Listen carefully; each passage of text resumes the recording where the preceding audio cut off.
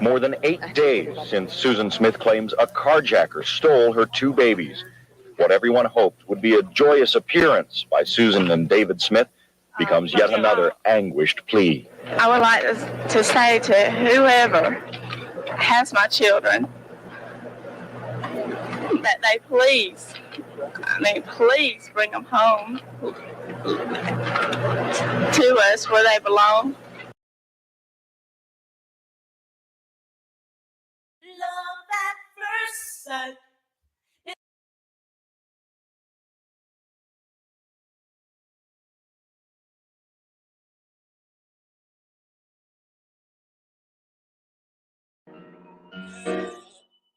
Fanny.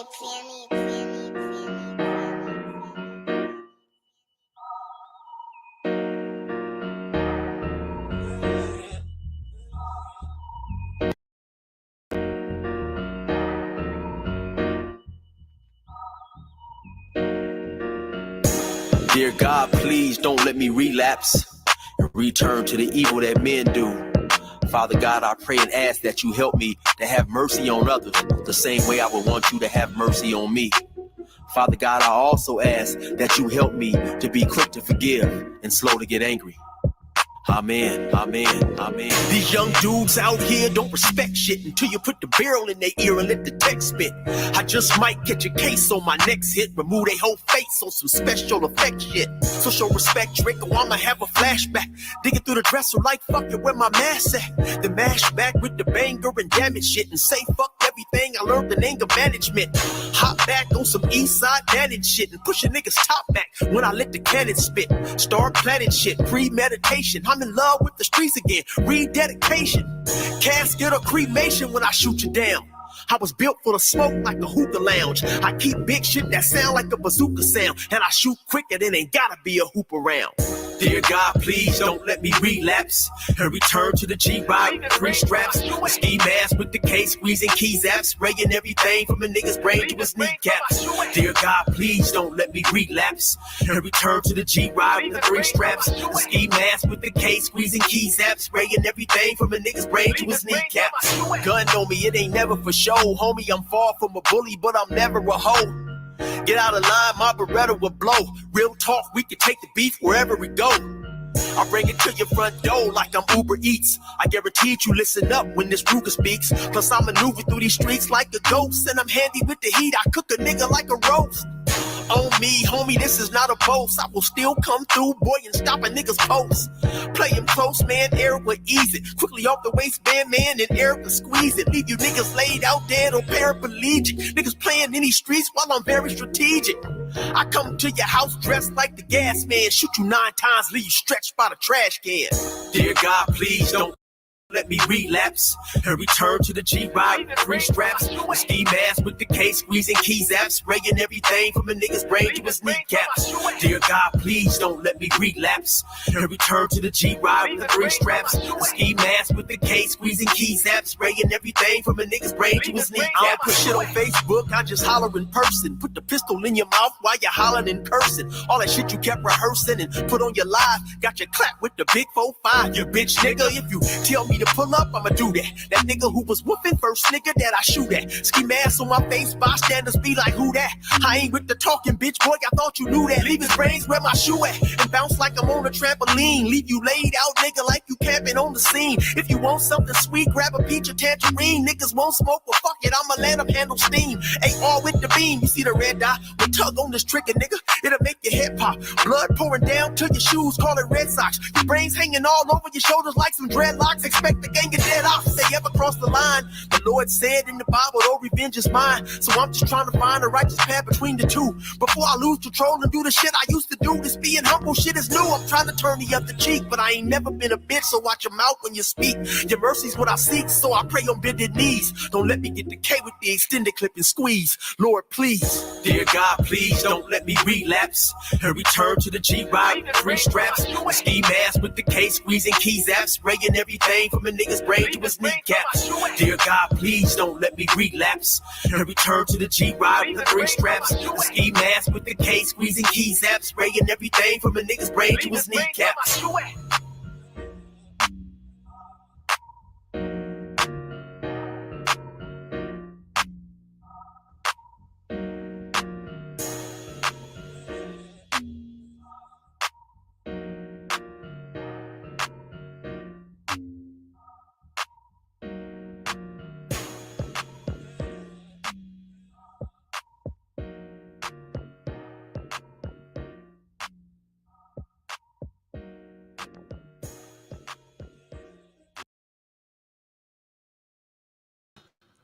All right, y'all. All right. Here we are once again. We back. We back in this piece, man. We back in this piece. And happy Sunday to everybody, man. The power's been out for a couple of days here, so it was on this morning, so I came in and was able to get the show together, man. But I was like, man, what's going on? But anyway, they got that together. I think somebody was running from the police. I am in the hood, y'all. So somebody was running from the police, and I think they ran into a power pole over here by Jesse Owens Pork by the 9 trays. So I think they hit something over there, and so I think that's what knocked all the power out, man. For about almost a mile radius. But anyway, we back online now, y'all. So shout out to everybody, and glad to have y'all in the building, man. Happy Sunday to all of y'all, man. Whew, beautiful day out there in sunny California. It's 81 degrees out here, sunny. Nice, real nice out there. All right, y'all, let's get busy, man, because this is a Sunday show. We got to get moving. We got to get moving. Okay. First, let's do the business. Shout out to Brother Eric. Glad to have him in the building, letting us use that music. Relapse. Appreciate you, brother. Thank you. And also, brother Eric, go visit him at 16 to Life, the YouTube page. I'm gonna bring Brother Eric back, man. I'm gonna do another interview with him, see where things are now, man. A couple years after being out on the street from prison, see where he's at now. But his YouTube page is definitely blowing up, man. I remember he only had 19,000. Now he's got over 50, I believe. So shout out to him. Glad to have him in the building. But yeah, man, go check out Brother Eric, 16 to Life. Got a lot of funny skits over there.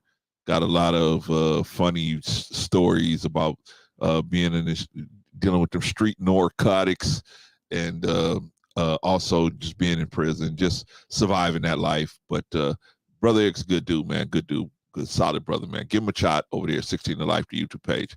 Shout out to Brother Eric. All right, I'm going to pull Brother Eric down, man. Shout out to him. All right, so let's check everybody in, and then let's get right to work. Who else in the building? The birthday girl's in the building. OG Patrice is in the building. Shout out to OG Patrice. That greetings and salutation to family. That's how you enter a room. Shout out to OG Patrice. Hope you had a beautiful birthday, Patrice. You deserve that. You deserve it. But Patrice is in the building. Shout out to her. What do y'all think about what the guest that Patrice brought on last week, man? Holy smokes, man.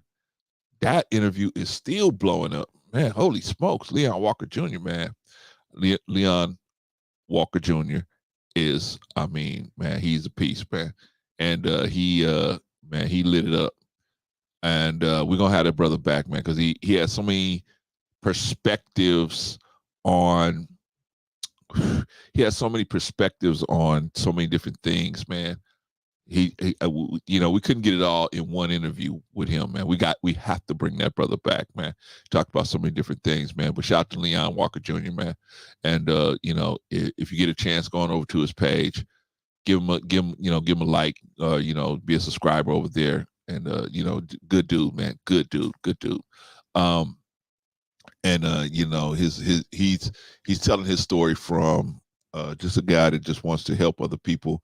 He ain't really trying to, necessarily get rich off the person, off the people. But he's a good dude, man. But Patrice set that all up, y'all. So shout out to Patrice, the executive producer back here, right? But shout out to Patrice. Hope you still able to hit in your birthday, Patrice. Hope everything is A-OK, copacetic.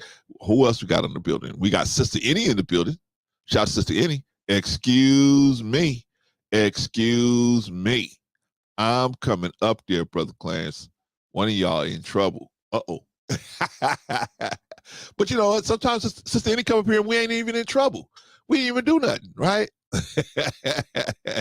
but I'm the what do you call it? I'm the snitch, man. I'll be like, it wasn't me. I'll be like, it wasn't me, Sister Annie. It wasn't me. Yeah, it was one of them. It was one of them. We're glad to have Sister Annie in the building, man. You know what? One of the good things about Sister Annie, one of the good things, she has so many, but one of the good things about her is, man, but it's like she don't realize it, right? You know, she don't realize that her voice and the way she says things and the way God used her vibration is so powerful, man. She don't even realize it, right? That's why I be trying to tell her, no, you got to come up here. You tell this person. You talk to them, because I know that might, once they hear you say it, it's gonna hit them a whole nother way than if I said it to them, right? But you know, shout out to the sister, man. Sister has a beautiful spirit, man. Shout out to her. Glad to have her on our team, but she's also a Taurus now. Watch it. I know y'all think, oh, Sister Annie, man, you know, don't get fooled, man. I've been in conversations with Sister Annie where she had to get loose. Don't trip. Don't trip. Don't let the niceness fool you. She is a Taurus. Them horns can come out, man. If you poke her a little bit too much, them horns can come out on you, man. That's why I know better. I listen to Sister Annie, man. She tell me something, man. I try my best to do it. Hey. But shout out to Sister Annie. Glad to have you in the building, sis. Once again. Who else in the building, man? Patrice said, let's talk about like happy birthday, bro. It's not my birthday, Patrice. It's yours. So it's your birthday. That's what I was talking about. It's your birthday. You was the birthday girl. But shout out to you, sis. Shout out to you. Who else in the building? Brother Von Bryant is in the building, man. Von Bryant's in the building, man.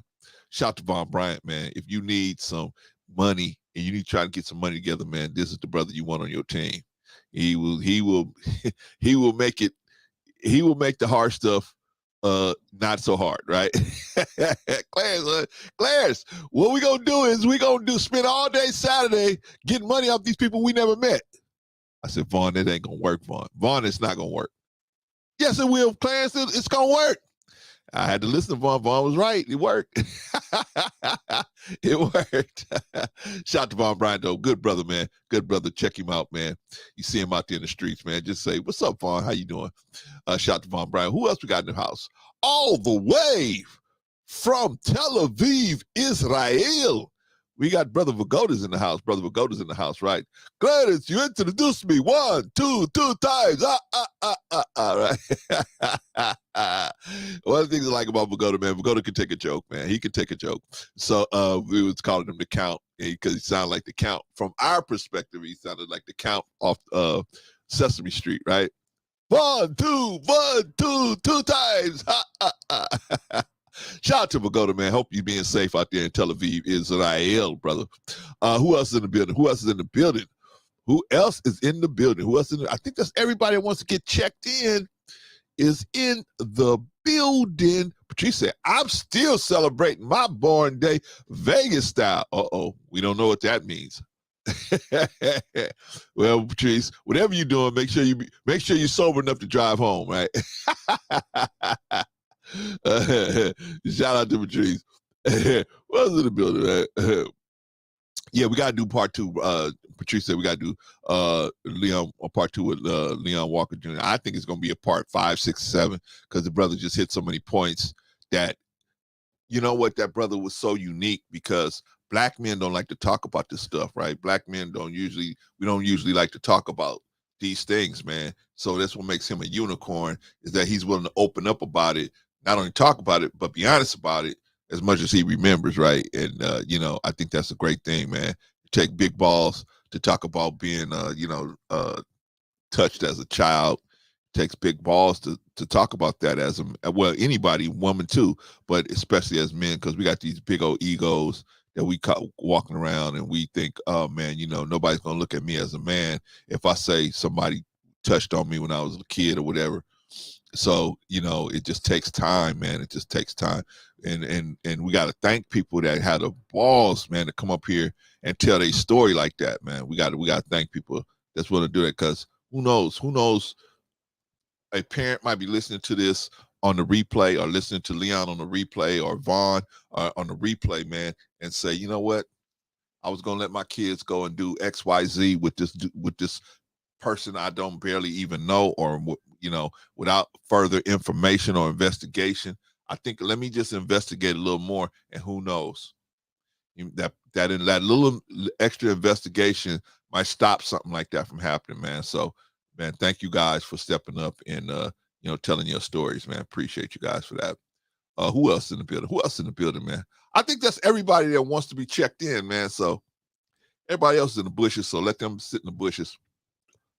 We're going to say 1, 2, 3. Yeah, man. You know what? This is what you can tell about people, good people. Most good people, man. They can take a joke, right?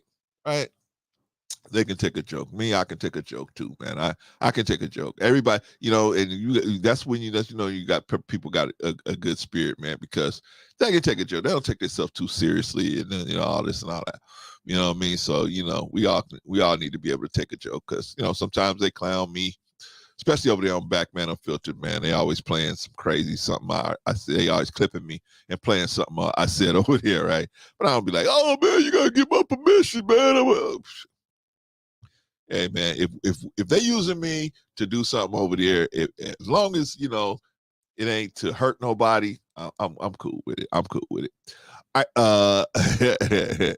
Let's see. We're going to say, if you touch that subject, there's a movie that jokes about this. Pin dot movie's name is Freedom. You see a movie, I was happy to hear what you have to think about it. I'll check it out. I'll check it out. We don't got time right now today, Pagoda, because we got a stack show. We do a lot of stuff on the Sunday show, Pagoda, so we got to get busy, man. We got to get moving. All right, let's see. Let's move up to the first thing we got to do, man. First thing we got to do is, ooh. This is a bad one, man. This is a bad one. Ouch. This is a bad one. All right, we're gonna, woo. Yeah. This is a bad one. This is a bad one, y'all. Let's see. Let me put this one up on the screen for y'all's. Let me put this one up here. Yeah, this is a silly one. This is very bad. Very bad. Very bad. Very bad. Let's see. Let's do this. Let's switch this around. All right. We're going to do the hit parade, y'all. We're going to start with the hit parade. North Charleston officer arrested and terminated over SEX misconduct, alleged allegations with a minor. Ouch. Clarence, why you do this hit parade all the time? Because I got to remind y'all, man. These people out here, man, they lost their mind. They crazy. And they just crazy. They just possessed. They full of the devil. Full of the devil, man. Some of them don't even know they full of the devil, man. They just out here moving, right? So they out here and they calling themselves a police officer. They call themselves a lawyer. They call themselves a judge. They call themselves a coach. They call themselves a teacher. Man, we got to watch out, man. We got to watch out. And so we're not at a point anymore where you could just send your children out the house no more. This world is so wicked. This world is so wicked that you got to train your children that how to handle certain situations. You got to you got to discuss it. Unfortunately, we have to discuss it. All right, let's see. North Charleston, South Carolina, a North Charleston police officer was arrested Saturday for alleged criminal SEX conduct with a minor. David Don Watson Jr. was terminated following an arrest made by the Mount Pleasant Police Department on allegations of criminal SEX misconduct with a minor in the 3rd degree. Following the arrest and termination, North Charleston Mayor Keith Summey and North Charleston Police Chief Greg Holmes released a joint statement on the matter. The city of North Charleston expresses its deepest concern regarding the recent allegations of the off-duty conduct of Officer David Don Watson. The statements read, the city of North Charleston Police Department has taken immediate action and terminated Watson, and we are truly fully cooperating with MPPD's investigation. Watson worked as a school resource officer at Charleston County Academic Magnet. However, this incident did not involve a student, according to the joint statement. It is our duty to uphold the highest standards of law enforcement. The statement reads, the safety and well-being of our community, especially our minors, are of paramount importance. The public is encouraged to bring all concerns to our attention. Such concerns are investigated and appropriate action will be taken. Our commitment to the truth and the safety of our community remains unwavering. Clarence, why you keep doing this? Why you keep doing this, Clarence? We don't want to hear about that. We want to hear what this YouTuber is fighting with that YouTuber. That's what I want to hear. That's what I want to hear about. I got you, Vakota. That's what I want to hear about. I want to hear about this YouTube fight. This YouTube is battling with this YouTuber, and that's what's really important. That's what I want to know. You ain't gonna find that here, but it's a lot of YouTubers that's doing stuff like that. But it ain't here, man. We're gonna try to give you some information, try to help you up out the mess you in. And if you know what I'm saying, if you got your ears open and you leave them open long enough, you got your eyes open long enough, we may show you something or tell you something that could help you or help your family, right? But yeah, why do I do this? Because, man, we need to know these people are out here. And unfortunately, I got to keep reminding y'all, I got a 5-year-old granddaughter. I had to sit down and explain to her how to deal with some dude trying to get her to get in his car.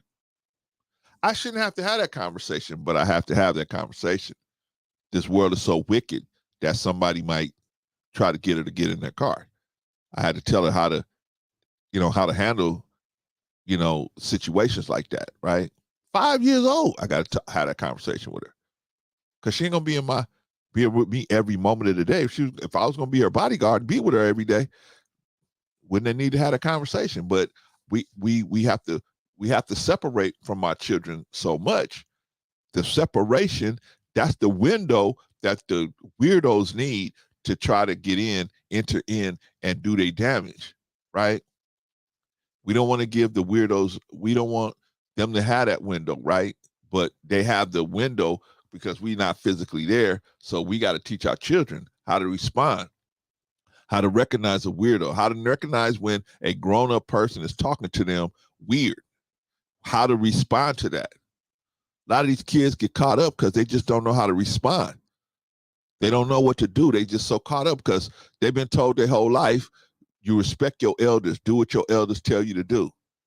Okay, now this elder's telling you to take your clothes off and come in the room, and he ain't got no clothes, or he or she ain't got no clothes on either, right? That's weird. You should, or they trying to touch you in private places. That's weird. We got to unfortunately have these conversations with these children. People without children don't understand this. What's the problem? No, this is the problem. This is why we're having problems with the drag queen reading books in the class, because now we got to have conversation we really don't want to have with these children. We shouldn't be having to answer these kind of questions at this stage of the game. But those are a whole nother conversation. Anyway, we're talking about these weirdos and the creepos out here, man, and they out here. And they come in all variety, all colors, all ages, all everything, man. We got to be vigilant. We got to be open. And the best protection is prevention. That's the best protection. What's prevention? We got to have these talks with our children. What would you do if a man came, pulled his car over and said, can you help me go find my dog? Or I'm looking for my son. Can you help me? Just get in the car and you look on that side, I look on this side, and however they present it. See, we gotta have these conversations. We don't want to, but this world is so wicked. Once you walk out your front door, you walking into 100% wickedness. Really, 99.9% wickedness. You might find somebody like Patrice, somebody like Sister Annie, somebody ain't 100% wicked. But you got so much other people. Most of the people out here are so wicked, and they so wicked and so used to being wicked, they don't even realize that they wicked, and they don't realize how wicked they are. Unfortunately. So those of us we're gonna stand out. Those of us that call it out, we're gonna stand out. We're gonna look like, oh, you think you too good. You think you this, you think you that. No, it's not that I don't think that. It's just that I'm protecting my child, but I want you to protect your children too. And I'll try to protect your children if you let me. But there's certain conversations I can't have with your child. You got to have that conversation with your child or your grandchildren or whatever children is in your care. You got to have a conversation with them. I can't have it I'm as an outsider, right? But I will definitely tell you, these creepos are out here. So don't take your foot off their neck. You keep your foot on your neck. You keep your foot on their neck by going over these scenarios with your children. Go over the scenario. What if somebody did this? What if somebody did that? What would you do if this happened? What should you do if this happens? That's our responsibility. These kids in our care is our responsibility to make sure that they got. That's why they was given to us. That's why they was put in our care. All right, y'all. That's the hit parade, man. Is it going? Okay. All right, there we go. There's the hit parade. All right, y'all. Now, what we're gonna do is start saving some black boys. Can we save some black boys? Let's talk about saving some black boys, y'all. Let me see. What can I do? What can I do? Okay, here we go. Here we go. Let's talk saving some black boys. Let's see. Let's see. What we gonna do here? Here we go. Here we go. All right, yeah, let's save some black boys, y'all. Can we do that? Let's do that. That the destiny of the white child, by the very nature of the racial status quo today, is conservative. And the destiny of the black child, based on the same racial status quo, by its very nature, must be what? Revolutionary. It's got to be. In other words, the whites who have all of the money and have all of the power, military advantage, economic advantage, social advantage, cultural advantage, all of the other advantages we talk about, they must be educated to maintain and advance those advantages. Therefore, their education is what? Fundamentally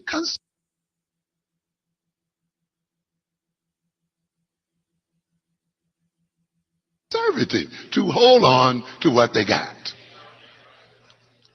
You understand? That's why you can't give your children the same education as white children. They're not in the same place. What are they conserving? Their deprivation? Yeah. And in a sense, we are being educated to conserve our deprivation and to perpetuate our oppression. When you go around this world and you tell me every African nation that you visit, whether it is in the Caribbean, Central or South America, or on the African continent itself, you see African people at the bottom of social, economic, and other ladders. Even in their own countries, other groups are stacked on top of them, one right after the other. The same thing that Marcus Garvey saw when he moved around the world. How can you say your children must have the same education as a white child? When you tell me that the wealth of the world is located on the African continent and located in the lands of non-whites, when you tell me that Japan, which has no natural resources at all, and yet is seen as one of the richest and most powerful nations on earth, that you want your children to have the same education, you have to be out of your minds. Some of you sit here and you innocently talk about, I want to be equal. That's all I want. I want to be equal. Do you know what? That's a revolutionary statement, you know that. A lot of people don't recognize that. They think they're non-revolutionary, you know. They think revolutionaries are people who want to shoot and fight. And so now we just wanted everybody to be the same. Do you know what you're saying? Do you know the tremendous amount of transference of wealth that must take place for black folk to be equal with white folk? Yeah. The tremendous control over resources, the tremendous ownership of real estate in this country, the real ownership of the means of production. Are you really talking about equality? You can't be. And so if you start to realize what you're saying when you say that you just want to be equal and you want all people to be the same, you'd realize that you are a revolutionary and you're making a revolutionary statement. Because for black people to be equal in this country will call for a major reconstruction and a major reorganization of this nation. You have to understand that. You know, in New York, they're asking blacks who are fighting the Jews in Crown Heights, how are we going to reduce racial tension? You know, and they keep pushing them. And I wish they would ask me that. I'm not here to reduce racial tension. I'm here to increase it.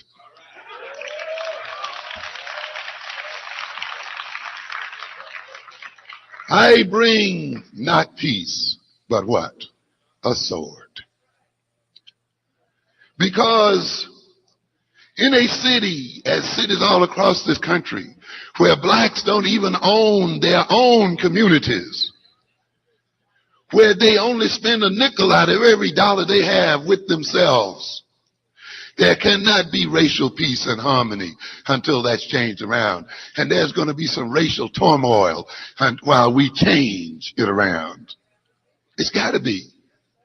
We got to get ready for another 10 or 15 or 20 years of racial tension. Because it's going to take that for us to gain, if you want to call it, equality in the system. You know, you have some groups, when we were picketing stores and so forth, after they had insulted some of our women, as you're familiar with out here, well, why don't you get your own stores? And you have to remind them, but you really don't mean that.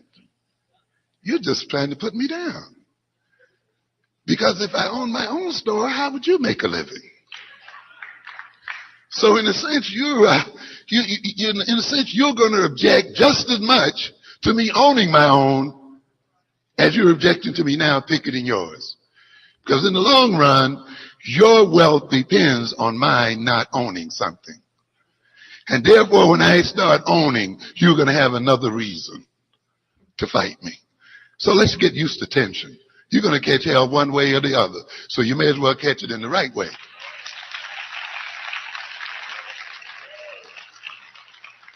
This is why I talk to black psychologists who get into these useless arguments with Europeans about the cultural bias of intelligence tests.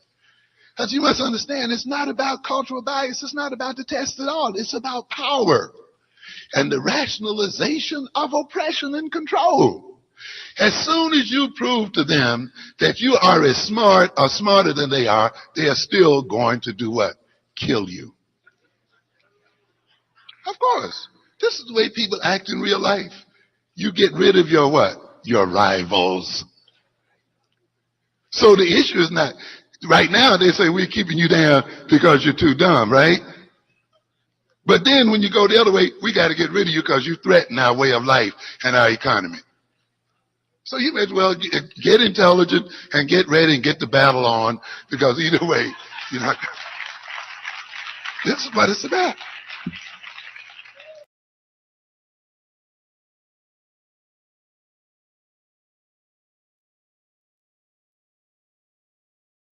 All right, y'all. That was Dr. Amos Wilson. Shout out to Doc. Yeah, man. They see young black boys, man. They gonna catch it the worst. They're going to catch it the worst, man. We gotta get as black men. We gotta get back into the household. We gotta get back with our children. We gotta reconnect with the black community, man. We have just the black men in the last 20 years have just totally. A lot of them have just detached from the black community and just said, that's them over there, right? Once you find out that you could get women from other cultures, man, you just said, hey, I'm gone. I don't have nothing to do with that community no more. That's them, boss, not me.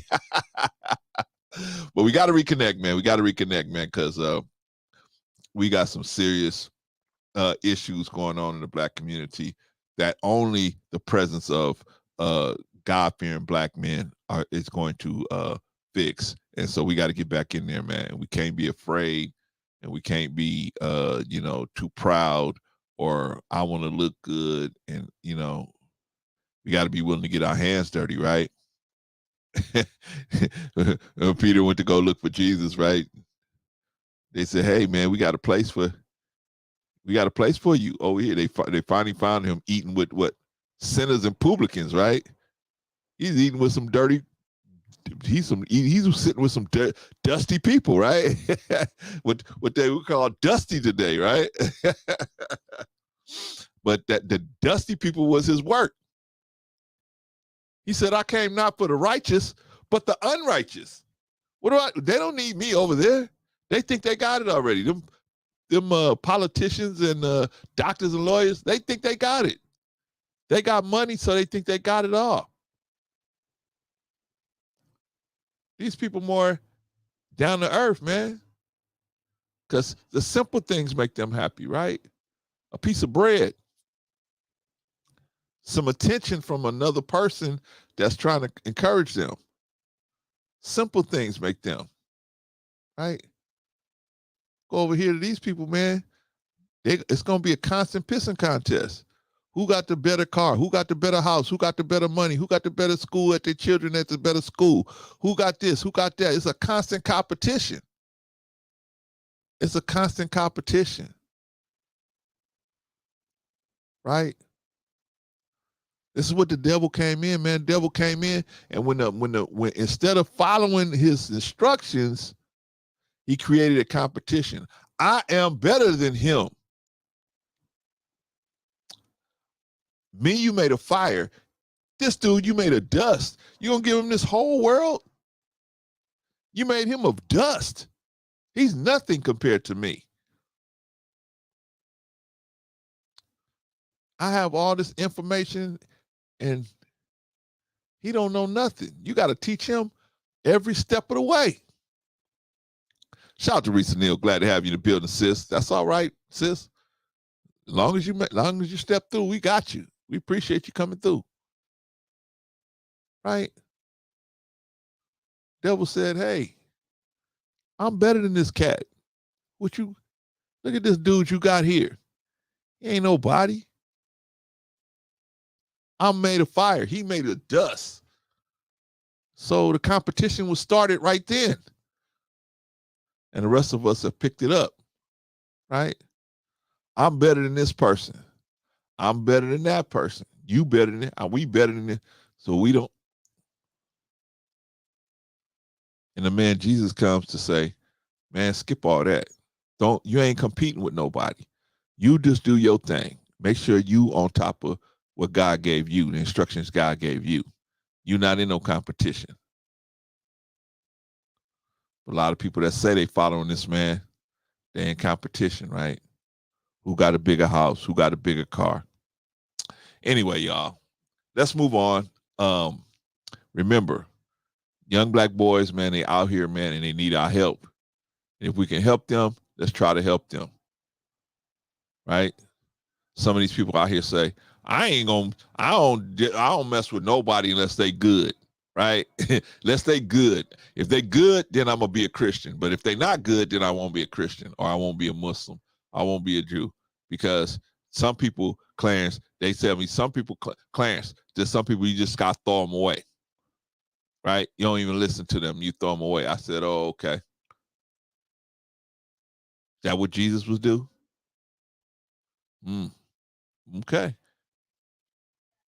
That's a good question. Is that what Jesus would do? Wouldn't Jesus at least extend a hand to them? Because if you read that book, you don't see Jesus in no high-rise towers. You don't see Jesus in no penthouses. Right? You see Jesus among the people, man, among the people, upon the suffering masses. But that's another story, y'all. We got to keep our hand out, especially for our brothers, man. These young brothers that's out here, man, they have no direction. They don't know what they're doing. They out here just flailing around. And they get to a certain point where they don't even want to listen to good teaching no more. They don't even want to. They just want to, because America's a place that teaches you to chase your desires, not to chase being a good person, but to chase your desires. And if you get enough money in the bank, you won't have to be a good person, right? Women gonna come after you anyway, right? So you don't have to practice being a good person. You don't have to, right? You can just be you can be an asshole, and women are just gonna come flocking to you anyway. Cause why? Cause you got money. Shout out to Kevin Samuels, right? You got money. You can treat people any kind of way when you got money, right? I got more money in the bank than you.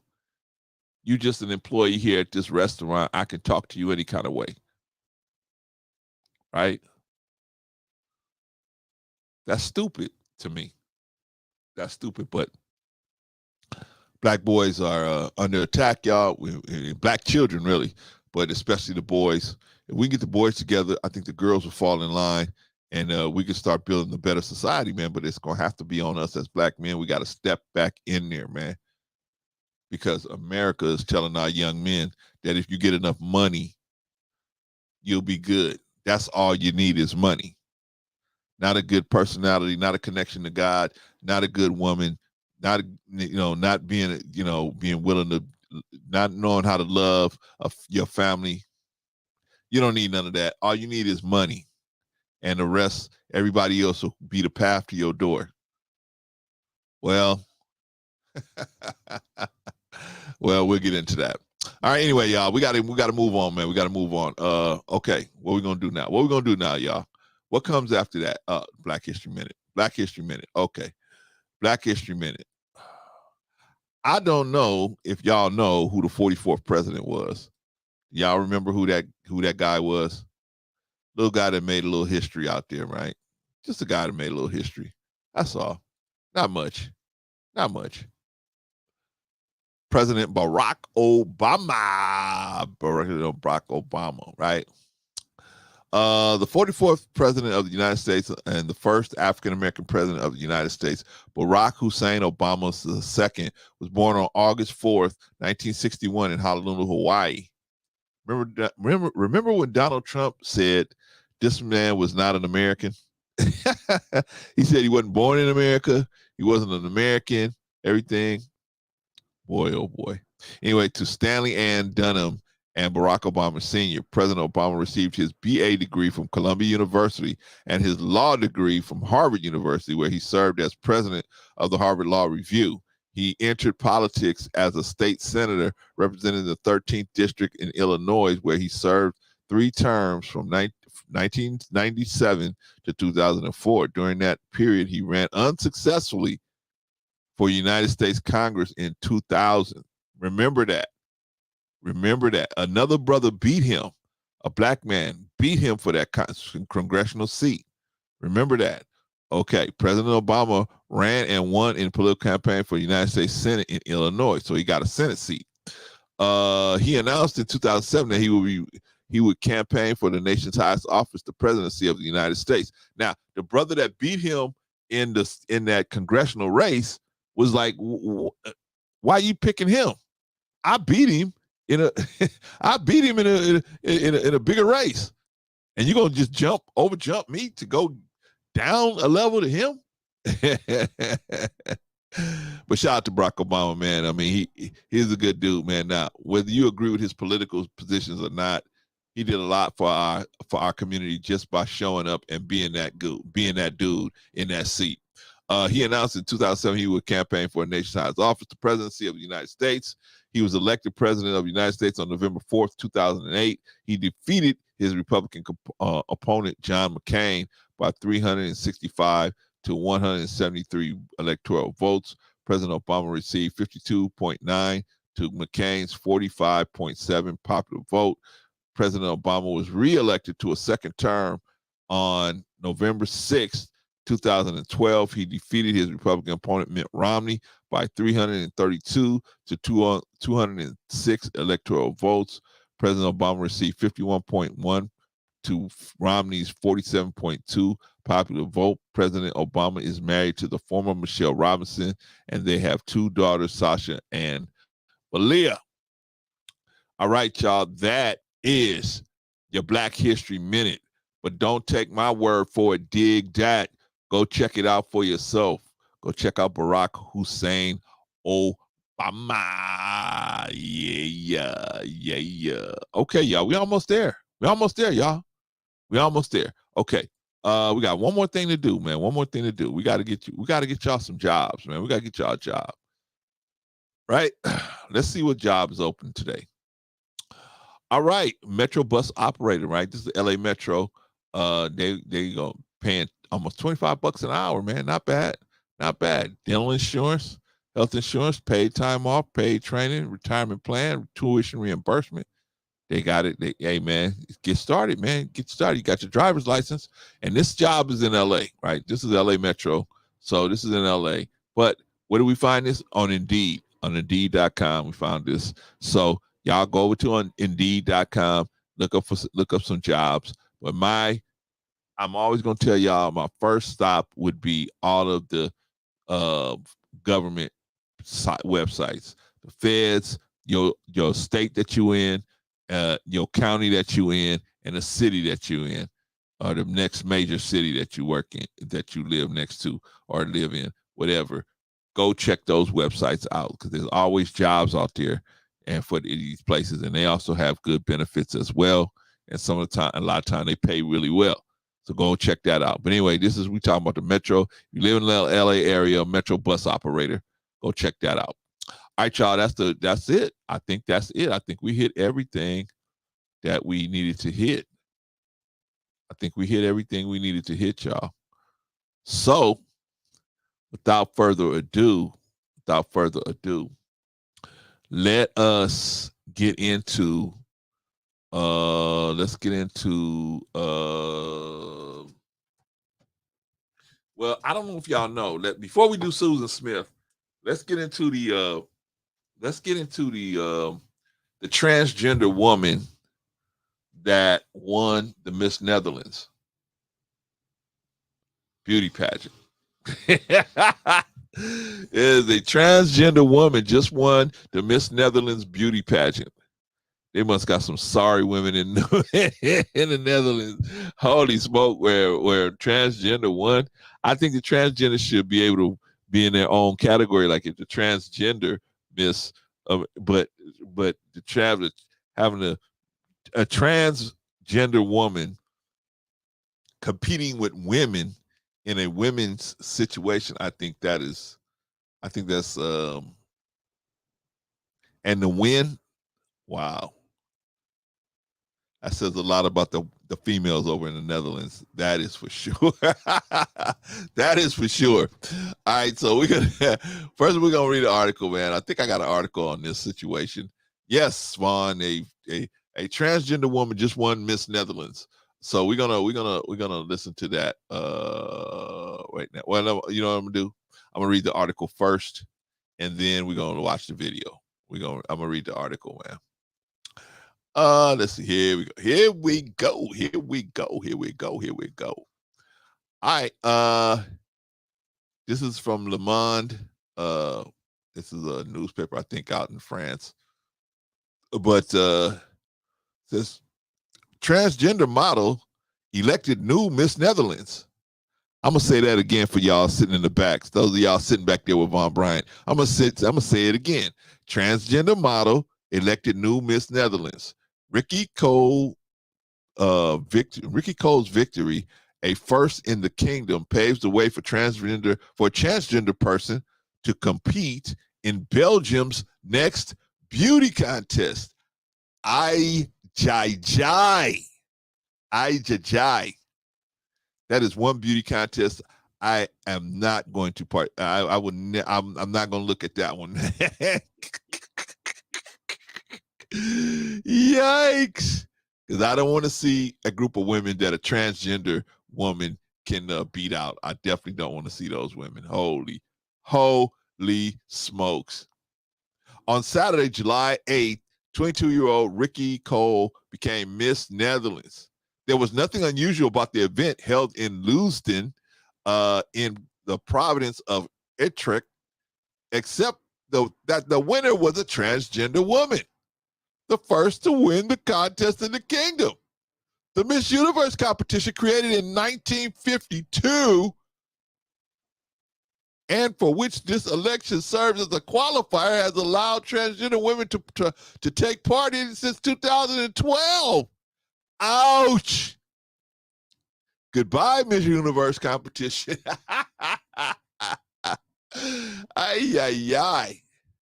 The winner stole the whole show, commented the jury. Her story is very strong and carries a clear mission. I bet it carries a clear mission.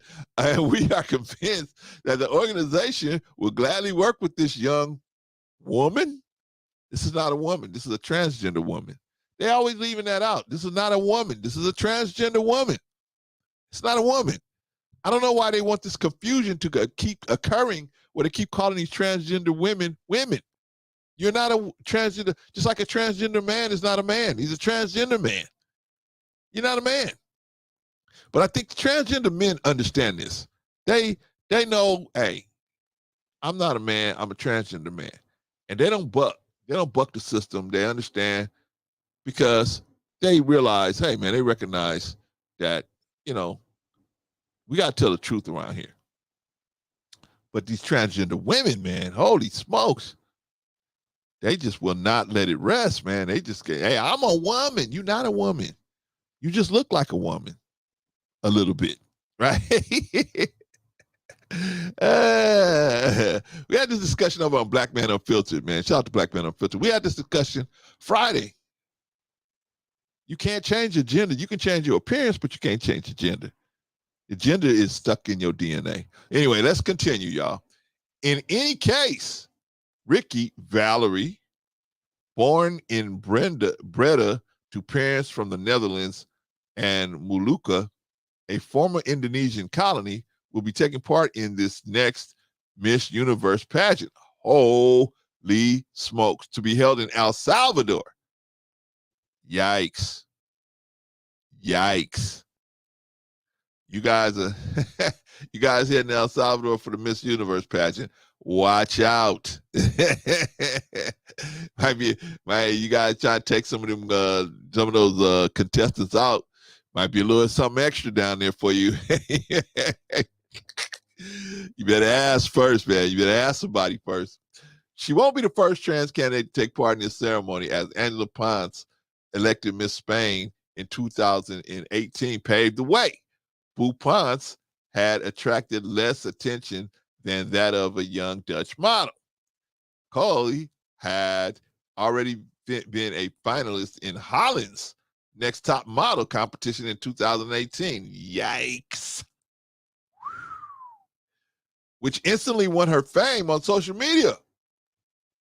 In 2019, she took part in a competition run by the Elite Agency, eager to give her a voice to all those whose sexual identity doesn't fit the dominant models. She decided to participate in the Miss Netherlands contest. Holy smokes. I'm telling y'all, man, y'all, you women, y'all put these people in and said, girl, come on. We support you. Now they gonna they moving in and taking over on y'all. On important and inspiring event. On stage at the Leusden Theater, she spoke of the loneliness and inhuman situation she had experienced before her transition. She also spoke of the suffering of little Rick, age 10, who searched for his identity. Today, I'm better than ever, and I want to pass that on to anyone who needs it. I want to commit myself to all the little Rickies who have to face family rejection when they make a transition to the person they really want to be. Rem Verdum, president of the Transgender Network, deemed the event important and inspiring. See, this is it. This is it. Okay, the Transgender Network, they are now saying, the Transgender Network is saying it's important. It's important that these transgenders come in and start taking over for regular women, or excuse me, not regular women, biological women, right? It's important that the transgenders coming in and taking over for biological women and start replacing them or mixing in, right? I'm telling y'all, man, see, this is a problem that women gonna have to face, but it's a problem for men to face as well. But men are only gonna have to deal with this as an issue in the sexual marketplace where they're out trying to date biological women, and they running into women like this that's trying to compete with biological women in the same marketplace and not saying anything because they don't want to be rejected. So they don't say anything, and they jump into the heterosexual sexual marketplace, and they don't say that I'm transgender. And so the person has to find out later because they don't want to be rejected. I mean, that's I can understand that, but it's still wrong. It's still wrong. Anyway, Ricky showed how beautiful it is to be yourself, while many transgender people unfortunately remain the victims of rejection. Well, I mean, because most people want a, biological male or female. Most people, I would say that would probably be about 99% or 98% of the people that's out here wants to be involved with the opposite sex, opposite gender person. There's some people that want to be in same sex, and then there's an even smaller group that wants to be with somebody looks like the opposite sex, but it's not really the opposite sex. That number is even smaller. Anyway, on social media, another type of message spread. Now, see, well, before I get into that, now this is a transgender, right? This is transgender person, and what they trying to do is get the public to accept their impersonation or masquerade as a biological woman, and accept them as a biological woman. No, we're not going to accept you as a biological woman. We can't. We have to take you at what you are. You are a non-biological woman. You are a transgender woman. You are a born male who's now living a life dressed as a female. Okay, we can accept that, but don't ask us to accept you as a biological female. We're not. We can respect your decision that you made, that you are going to live other than what you are born as. We can accept and even respect that decision. But now when you trying to shame me for not accepting you as what you are not, that's like me as a black man going to everybody and saying, I'm white. I'm white. You just accept me as a white person. And I think I'm gonna shame everybody. I'm gonna shame you in accepting me as a white person. I'm gonna shame you. Some black people do this. I'm gonna shame you into accepting me. You cannot shame people into acceptance. You can't. They're only gonna accept what they can understand. Right? Now you can shame people into respecting you. That you can do, but they're gonna respect you so far. We can't expect people to be, well, I'm gonna shame you, I'm gonna put all the shame on you, and then no. And I told y'all before, man, shame don't work in a sexual marketplace. You can't shame somebody into accepting you and creating desire for you in the sexual marketplace. You won't go out with me because I'm this weight, or you won't go out with me because I don't have no money, right? Or whatever. Can't shame a person. People want what they want. They have the sexual marketplace is the last bastion of that place where desire can run amok, right? If I want only date light-skinned women, I can just go out and date light-skinned women, right? If I want just dark-skinned women, I can just date dark-skinned women. If I want to date women just with wigs, I can just date women just with wigs. And so on and so forth. It's the last bastion. If I want to just date, if I'm a woman and I just want to date men that make six figures, there's nobody that's going to shame you out of that. You should only date men. No, you got to go out there and get them six figures for yourself and see it ain't all what it's cracked up to be most of the time. Most guys that make them six figures, man, they're not good people. Why? Because they don't have to be. They don't have to be good people. Right? The Kevin Samuels of the world and the Rollo Tomasis of the world, hey, you don't have to be a good person.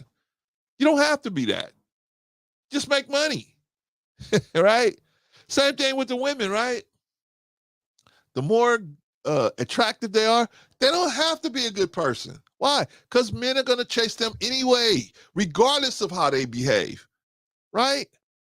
Regardless of how they behave, men are still going to try to take them out, go out with them, right?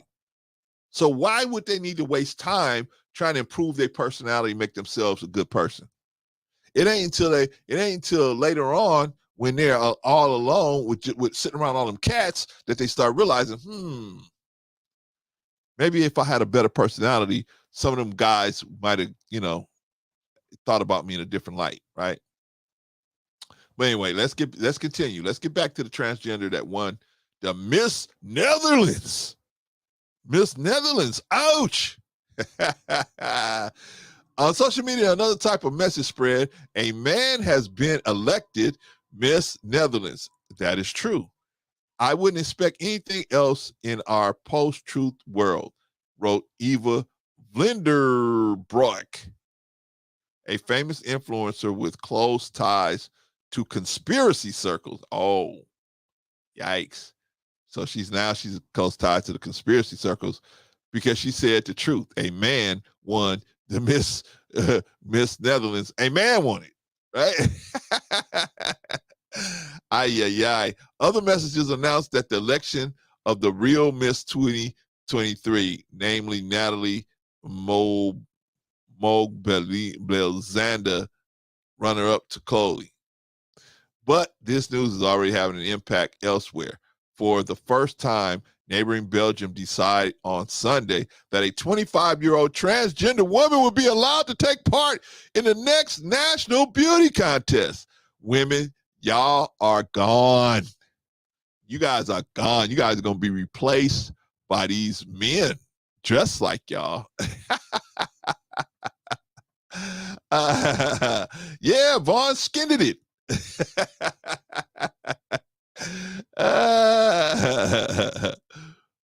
What's going on, y'all? What is really going on?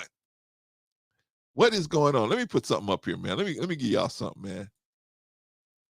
Let me give y'all something, man, to look at, man.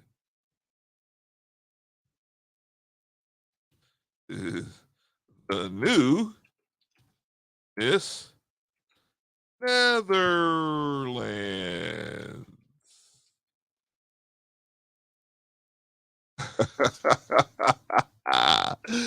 I would hate. I'm telling you, man, I would never want to see the women in the Netherlands, man. I would never want to see them, man. Ouch. Ouch.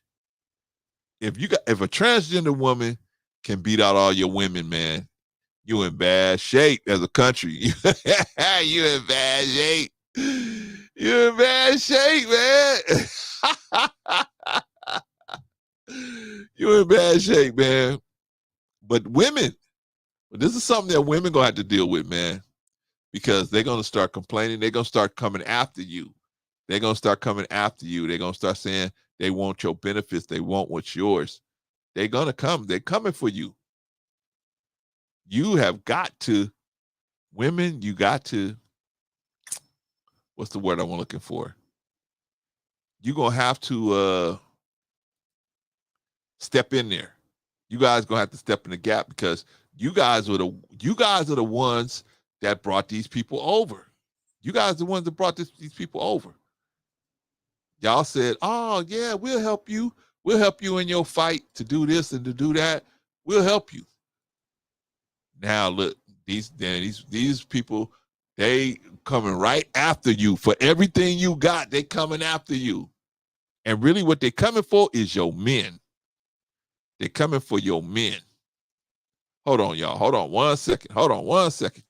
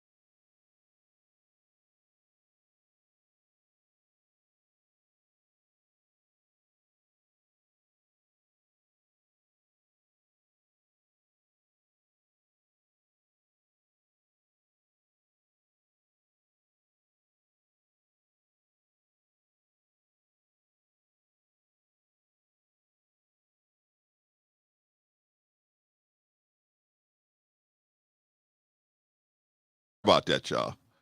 All right. Where we at? Vaughn said they beating them out over here, brother Clarence.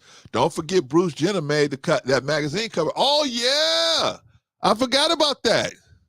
I forgot about not only the Bruce Jenner, and by the way, it's not Bruce Vaughn, it's Caitlyn. You know, Caitlyn Jenner deleted somebody. Caitlyn Jenner deleted somebody. Didn't spend one day in jail. Caitlyn Jenner deleted someone. I think I hit him with a car or something. Deleted him. No jail time, nothing. That's how powerful that group is. He ain't even spent a day behind bars. Vaughn said, "Nah, Bruce. Nah, it was Bruce with the Wheaties box, man. When he was running with the little fires, that was Bruce. We all wanted to be Bruce Jenner, but now we knew it was gonna crash and burn 50 years later. We'd be like, what? This is terrible.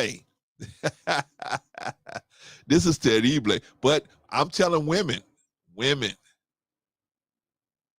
this is what y'all do by holding hands with them. Now I'm not saying that women should be, disrespectful to these people, but I'm just saying helping them fight they fight. Nah, should back up and let them do it themselves, because they're coming for you. They're coming for everything you got. They want everything you got. They want. They're coming for you. They want to. They saying they represent you, all women. When you hear them say all women, they mean us that's not truly women and the biological women. They're coming for you. They're coming for everything you got. You watch. They're going to start getting benefits on the job for being transgender. For being transgender, I got the same benefit. I want the same benefits as a biological woman. I'm not going to say cis. I'm not cis, CIS. I'm not saying cis. To me, that's irrelevant. That makes no difference. You're either a biological woman or you're not. It's simple. This thing is, God made everything really simple, right? It's us that's complicating everything up. Well, I'm half a woman, but I'm half a man, and I'm part of a man. I'm more of a man and a woman. I was born in a woman body, but I'm really a man. It's us that's complicating things. And I don't say, hey, you wrong for if you're an adult, you wrong for deciding that you want to be a woman now, or you want to, but you're never going to be a woman. You got to understand that. And you're never going to be a woman. Because a woman has the capability of producing children. And if you're a woman, you got the possibility, the capability of it. Now, you may have some type of illness or some defect or something, but you're still born with the stuff you're supposed to have, right? As a woman. And if we go into your DNA, we will find that you are feminine, that you're a woman, right? You're a female. Your DNA would tell us that. You cannot change your DNA. I don't care how many transgender surgeries you have. All you're doing is changing your physical appearance. You're not changing your biological ability as a woman. So let's stop calling you a woman. Let's don't call you no woman. We don't need to call you that, because it's creating confusion in the heterosexual sexual marketplace. This is where this confusion is coming in. But anyway, let's hear. Y'all don't want to hear from me. You want to hear from the new Miss Netherlands. This young man dressed like as a lady, a transgender woman. Excuse me, I don't want to be disrespectful. A transgender woman that just won Miss Netherlands. Right? Ouch. That really, the women of the Netherlands, man, that was like a punch to the stomach to them, right? I was a man in the Netherlands, man, I'd get on a plane. I would be a passport bro immediately. This would make me a passport bro. I don't want nothing to do with no woman that a man dressed like a woman could come in and beat out in a beauty contest. I don't need to see those women. I don't need to see those women, man. Not at all. Not at all. All right, let's hear from the new Miss Netherlands. We were like really accepting so far in the Netherlands, but the hate comments show the other side of our society. I think that's hopefully a wake-up call for much people, because the reactions are half very good and the other half is like really a shame to me. In my Instagram DM on daily now, I got those threads. It's like really heavy to read, but I can't put it off and just focus on the good things that are happening and the lovely reactions I got from like my queer community and everything that needed. But yeah, it's very heavy sometimes. For now, I fully ignore it. I focus on the good things that are coming to my way. But yeah, it's really. Holy smokes. Holy smokes. It's coming in America. It's coming to America, y'all. It's coming to America. And you know what they're going to do? They're going to try to do the same thing they probably did out there and shame you. They're going to shame you into letting one of these transgender women win Miss America. It's coming. It's coming. Sister Sophia said, the devil got gifts too. Show you right. Show you right. Sister Sophia said, it's already here. Shout out to Sister Sophia, by the way. Glad to have you in the building, sis. It's already here. I mean, I think that the transgender women, they should have the right to do that if that's what they want to do, if they're adults, right? You know, everybody should have the right to do. But now here's where I disagree with them, man. I disagree with them when they try to use shame to shame us, to try to insult our own intelligence, right? We know what a woman is. We know what a woman looks like. Those of us that have been with women, we know what a woman feels like. We know how a woman vibrates. We know how a woman moves, right? But this type of situation, they say, now you got to insult your own intelligence by calling me a woman. Don't call me a trans woman. Call me a woman. No, you're not a woman. I think most of the trans community understands this. So I'm gonna step out on a limb, like me and Patrice was saying the other day. I'm gonna step out there and say that most of these trans people understand this. I think it's a small minority of them that want to be acknowledged as being like a woman. Because you don't see trans men saying, I'm a man. I'm a man, goddammit. I'm a man. Right? You don't see trans men doing that. Why? Why? Because they know better. They know better.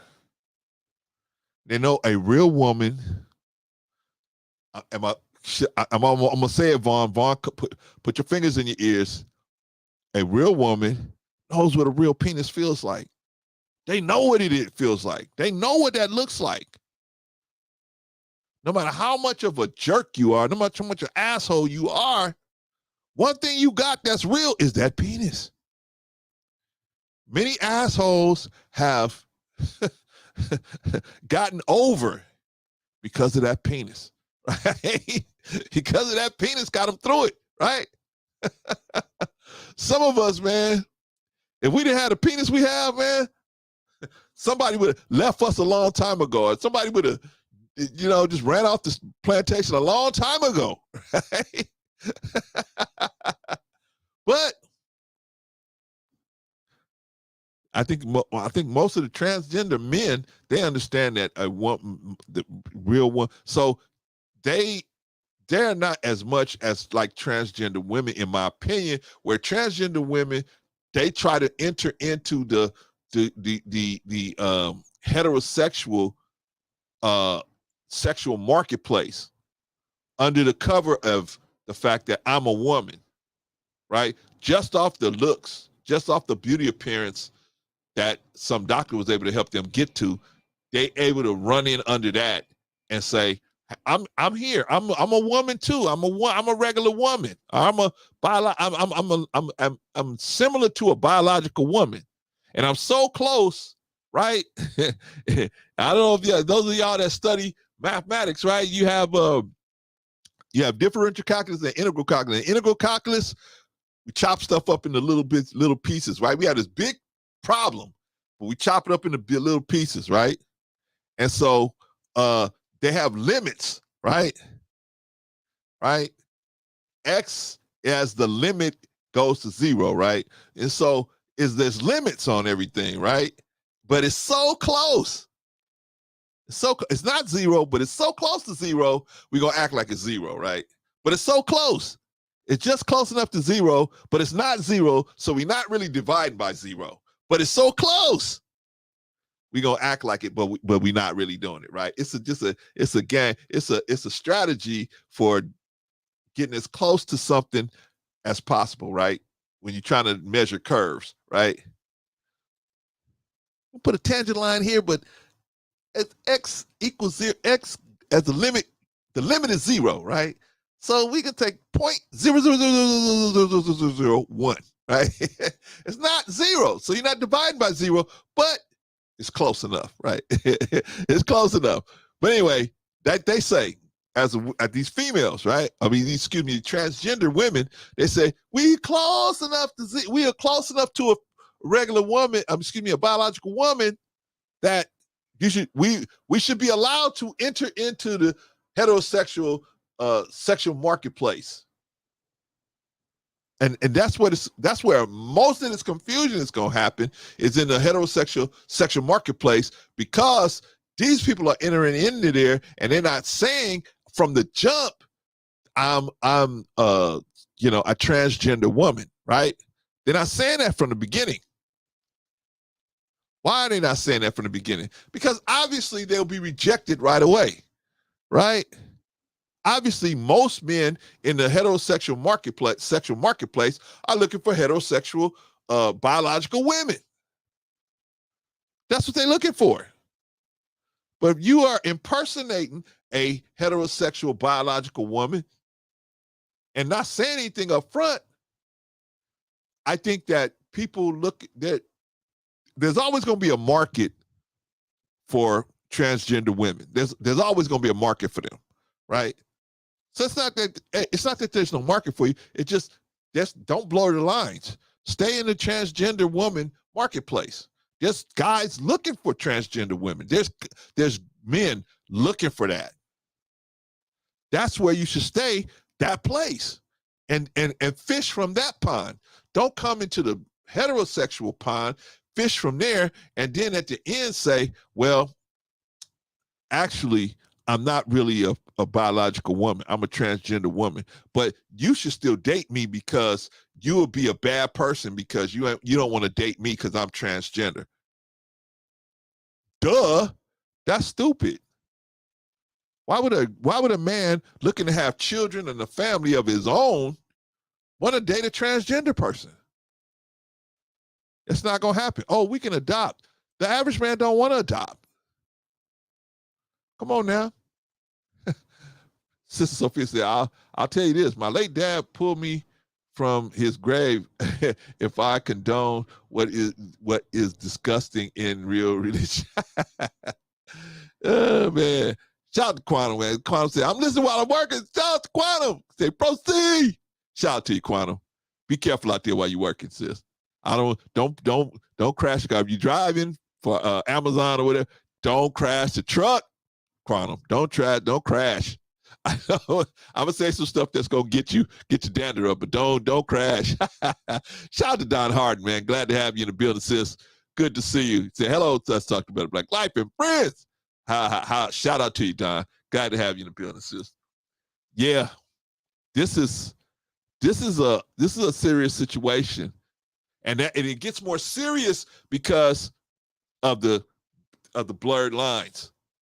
And that's what the alphabet community, or this part of the alphabet community, doesn't get, is the blurred line, right? They blurring the lines. Now, if we could get them all to have a discipline to say, okay, we're gonna create our own marketplace where people that's looking for transgender relationships can go there, and there's no hatred, there's no blow ups, everybody knows what everything is going on. I think it would be more safer for them if they would do it that way. But unfortunately, what they're trying to do is shame their way into the heterosexual sexual marketplace, and that's where they're going wrong. That's where they're going wrong. And how are they doing it? By doing stuff like this, right? It's because they win one Miss Netherlands pageant, right? If I was a guy from the Netherlands and a transgender woman won the Miss Netherlands pageant, that's it for me with all the women from the Netherlands. That's it for me, man. I'm not gonna mess with nobody from no woman from the Netherlands.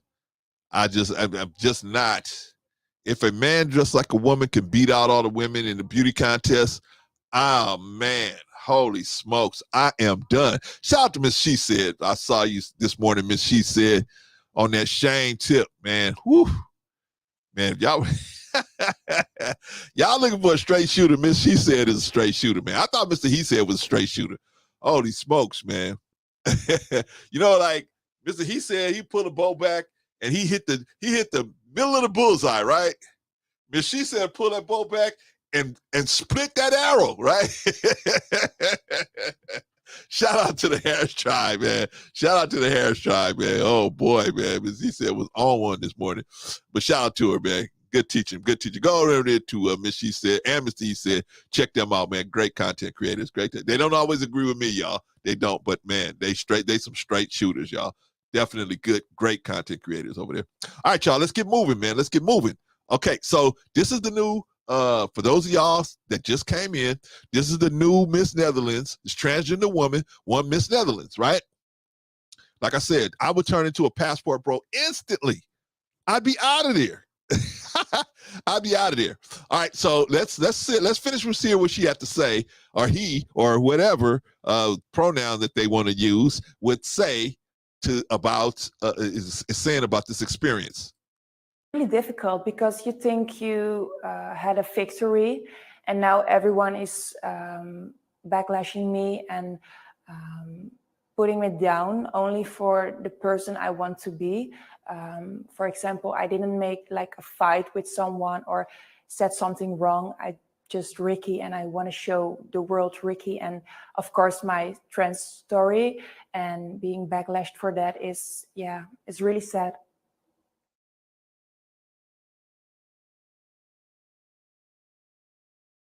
Woo, man. Whoa, man. Whoa, man. Ay, ay, ay. Man, women, y'all in trouble. Y'all in trouble. But you know who's really in trouble? Women are in trouble for sure. But the men are in trouble, man. The men are in trouble. These people are going to try to force and they're going to try to shame. No disrespect to Miss She Said, but they're going to try to shame their way into acceptance into the heterosexual marketplace. I think they're not going to be like the transgender men who quietly enter into the heterosexual marketplace, right? Sexual marketplace. They quietly go in, right? Because they know they can't go in there, you know, with the spurs jangling and the guns blasting. They can't go in there like that, right? Because I'm telling you, man, a woman will pull your car quick. She'll put her hands down your pants, or she'll put herself in a situation where you can't run, you can't keep, you know, your biology to yourself no more. Right? She'll put you in a position like that. These women are smart. They're gonna say, hey, look, I just want to get a look at the equipment and make sure it's from the original maker, right? From the original owner, right? Right? Which in these days, it used to be bad to get a pre-look at the equipment. Now it's probably better for you to get a look. I'm not saying you got to go for a ride, but you definitely should get a look at what you're working with. That's in my opinion, right? In my opinion. So what do y'all think? What do y'all think?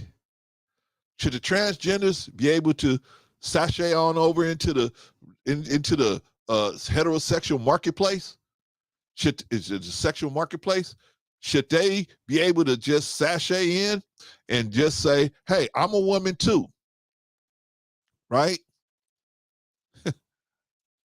If I was a woman and I had any children and a transgender person said, I'm a woman too, I'd go crazy, man. I said, how you gonna call yourself a woman? You couldn't even take 2 seconds of the pain that I had to go through to have these babies. How can you call yourself a woman? I just am a woman. I'm a woman. Hear me, rear, right?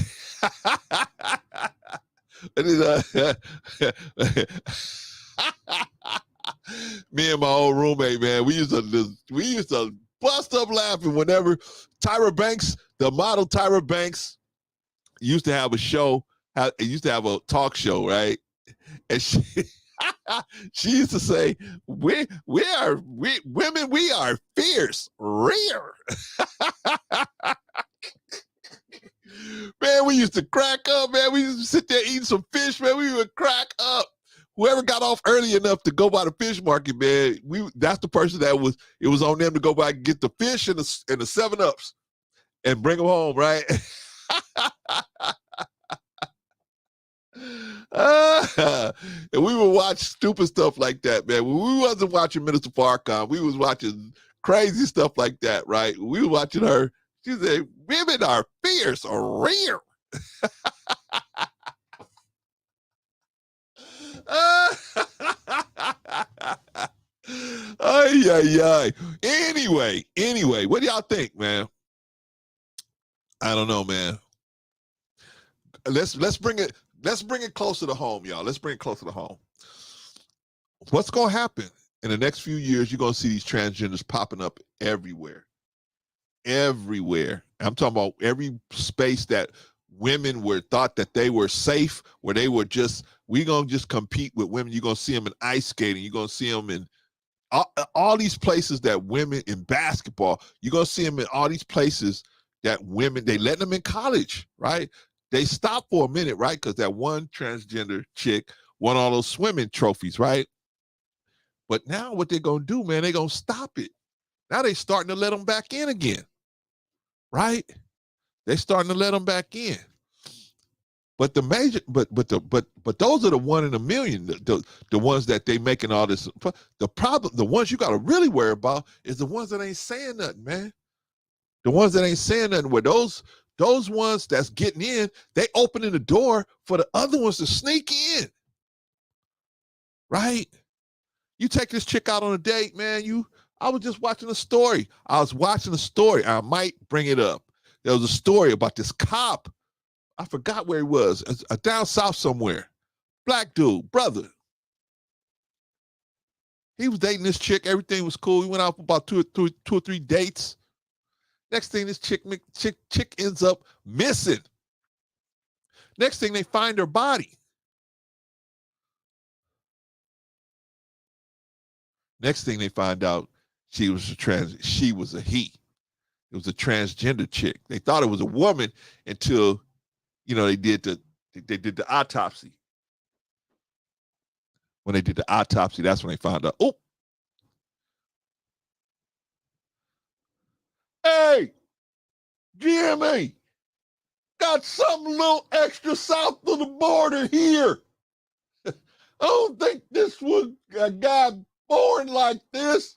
I don't think this was an add-on. I think he was born this way, right? So come to find out, the cop unfortunately deleted the person because he found out, and what was happening. This is why they found out that he was going to, because what this transgender woman would do was she would have relations with men and blackmail them by saying, hey, I'm on a, and she would record it, and then he or whatever will record it and then blackmail the person saying, hey, look, I'm going to expose, if I don't get what I want, I'm going to expose you to the world. So this cop took that dude out, right? Excuse me. See what I'm saying? It's a dangerous game you playing. It's a dangerous game you playing, man. Especially with some of these men out here. You know what? They lose their mind. They don't have the discipline over their emotions. Especially if they demon filled. They don't have discipline over their emotions. And so when they get some news that they think is going to make them look like they're other than the hardcore man that they are, they lose their mind. They lose their mind.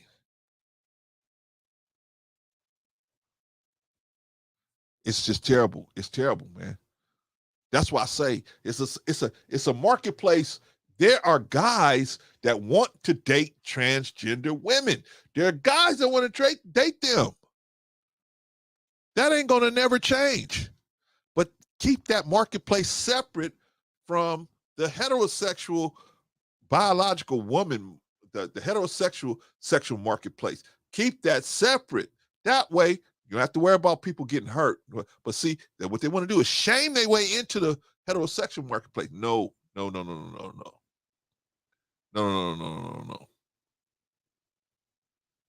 We gotta see, and all of this is so that we can start making some decisions. What are we gonna do? Who are you gonna back? Are you gonna back a woman a transgender woman's right to get involved? What do you think? Should they be involved in sports, women's sports? Should they be involved in women's activities? Next thing they're already taking over the ballet. They're already all in ballet. They're already in the arts. They've always been in the arts. They've been able to really pretty much do their thing, but now they're coming out of the arts and saying, hey, we want to be mainstream with this, whatever that means. You know, I'm taking that to mean you want to be accepted as if you are a biological woman, and that should never be, no, it shouldn't. I told y'all before, man, if I put on a gorilla mask and I put on a gorilla suit and I say, you got to address me as a gorilla, that don't make me a gorilla, right? I can put pressure on you to accept me as a gorilla. My name is Mfufu, but that doesn't make me a gorilla, right? Because when they take that suit off of me, they're going to find out I'm a man, right? Sister Sophia said, heck no to women's sports. I don't know, Sister Sophia. Because this community has so much money. The one thing they're able to do is galvanize, put their money together to get behind what they're talking about. And that's what gives them so much weight out here, because they're able to take their resources and pile their resources together and say, we're going to do this. While in the Black community, we all over the road. We trying to get the men. The men are not in the house, right? The men are so busy out here trying to prove they men, right? So many of us are so broken. Like as Brother Leon has said so eloquently when he was over here the other night. So many of us are broken. We don't know what to do. We don't know how to respond to anything. We don't know what to do. And so we feel like the only way we can prove our manhood is by constantly having another woman in our lives. That's what's going to prove to other men that we're really a man. We don't know how to respond. Meanwhile, we so busy trying to prove that we a man, our children are going down the drain. Because we ain't spending no time with our children. We spending our time with these crazy women out here. And of course, I mean the crazy ones, not the women that's actually good women, because most of us as men, we don't want good women, right? We don't want good women. We want women that's we're gonna be able to have fast and challenged casual sex with them. Not gonna challenge us. They're not gonna make us jump through no hoops to have some casual sex with them. That's what we're looking for as men. That makes us feel like we doing something. No, fool. If she ain't challenging you to have casual sex, she ain't challenging the next fool that's gonna have casual sex with her. I don't mean you nothing. You know, tell you what a real man can do. What a real man can do. What a real man can do. I'm gonna tell you gather around, y'all. Let me tell y'all what a real man can do. A real man can lift a person up.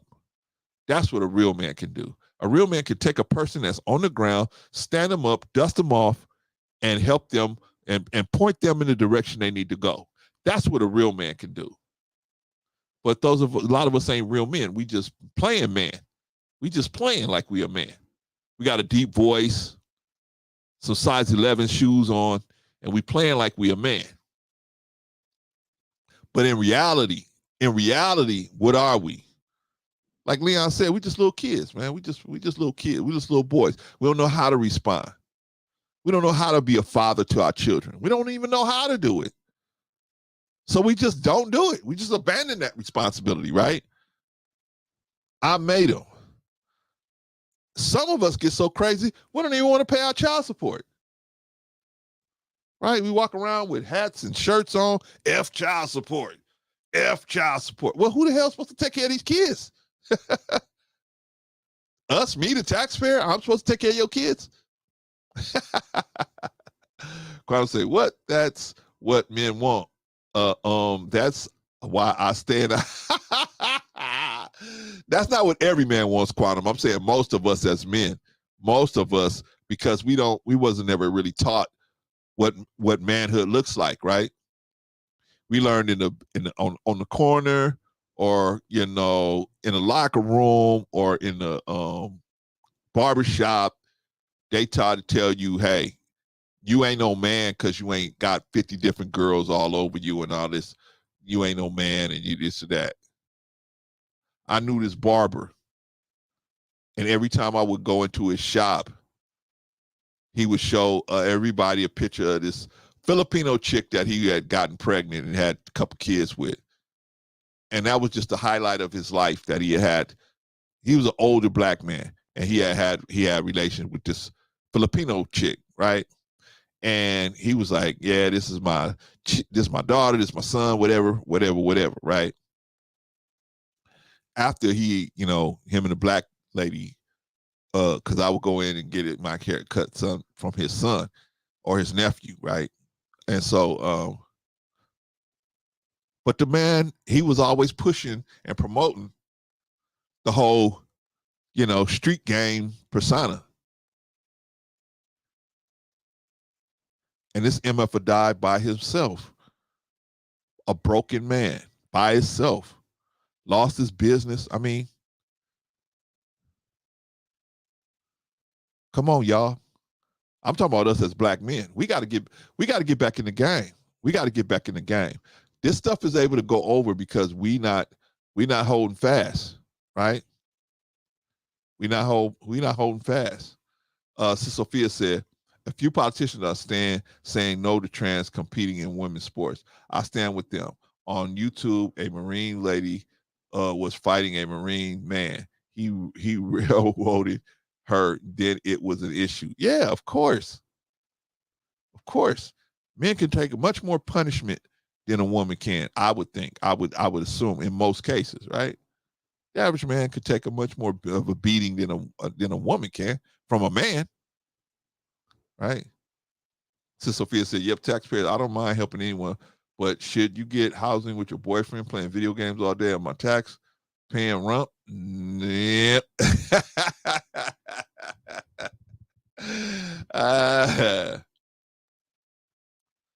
This stuff is going on, man, because we're not doing what we're supposed to do as men. We as black men, we got to get back on. See, this is an indictment on us. We're not getting with our families. We're not, but we don't know. So I can blame a little bit on us, but most of us, we just don't know. Our fathers wasn't there for us. Our fathers was out trying to prove their manhood by sleeping with all these different women, right? Well, sleeping with all these different women, they thought, oh, I'm gonna prove my manhood by sleeping with a whole bunch of women, like the fresh and fit type of theory, right? You're only a man if you bust down this many women. Really? Really? Let me ask y'all a question. Are they gonna put me in the same kind of casket as fresh and fit? No matter how many women I bust down, no matter how many they busted down all these different women. And I've only busted down a few. Are they gonna put me in the same kind of casket? They're gonna put me in the same kind of casket. Are they gonna put me in the same amount of dirt? They're gonna put the same amount of dirt on top of me. And they're gonna put that little thing on there that said, here lies Brother C. Here lies fresh and fit. Does that really matter? Or does it matter the people that come to my funeral and say, this brother helped me? I could at least honor him by coming in and seeing him off, seeing what's left of him off. See? What really matters? Or if I get into some serious situation and I need help, the people that I help might be able at a position to help me, right? Who gonna help fresh and fit? Right? Them dudes, all they need, man, I'm telling you, man, people are so silly. You think you're gonna live this whole life and not gonna have a health scare? You're not gonna have a money problem? Where's your philosophy gonna go when all that shit starts happening to you? Where's it gonna go? Oh, women were just for this, women were just for that, women were just for this, just that. Okay.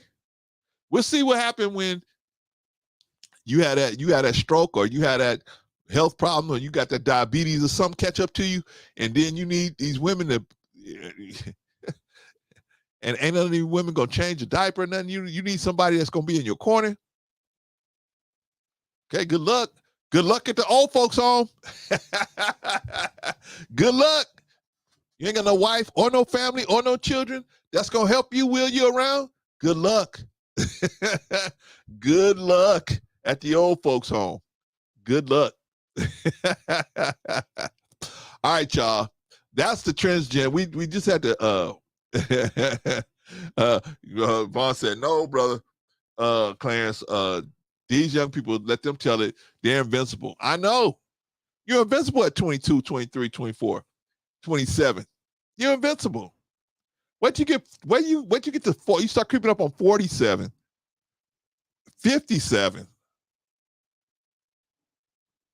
Things gonna start changing then, right? Gonna start having them little health issues, right? Might have a little money problem here or there, right? But anyway, that's all another thing, man. Y'all, I'm not trying to teach to be disrespectful to the transgender community. That's not what we're teaching here.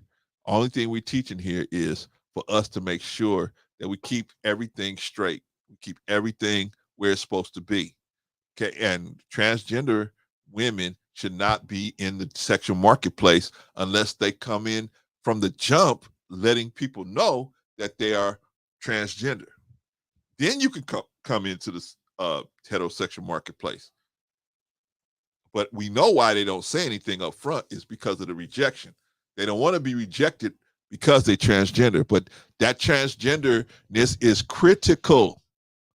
That's critical to most guys in the sexual marketplace. That is very critical in the heterosexual marketplace. That's critical. So of course they're going to reject you. Of course. A working and a working and a viable vagina, you know, that is critical to what they're looking for, most of them. The group of men that's looking for women that, excuse me, transgender women that look like a biological woman, but they don't that body don't operate like a biological woman. That group is small. So I think for them to see, I think what the transgender people don't realize is that, well, I believe a small portion. I think most of them realize this, but there's the small portion that's out there trying to create this quote unquote change where they say, well, I'm a woman too. You don't hear transgender men saying, I'm a man too. They don't do that. They very quietly slip into the heterosexual sexual marketplace very quietly. Whereas the transgender women, they kick the door in, right? Hey, you got, and then they make the women feel bad for not supporting them in what they're doing. When they coming in to take your job from you, they're taking your jobs from you. Now, can they do some things? Yes, they can do some things, right? Because they autonomously, they got fingers and mouth and hands, right? So some things sexually they can do. But when it comes to the most important thing sexually, depends on the doctor they had, right? And even then, the average man is, you know, you've been around a vagina or two, you know what a real vagina looks like. You know what a real vagina smells like. You know what a real vagina, so on and so forth, right? So on and so forth. The average man does not want to be around a made up vagina. Not the average man. There's a small group of men that looking for transgender men, right? Because I work out here in West Los Angeles, Santa Monica Boulevard. There's men dressed like women, and the men know the men looking for them know they men dressed as women, and they looking for them. They looking for them, right? So there's always going to be people out there, right?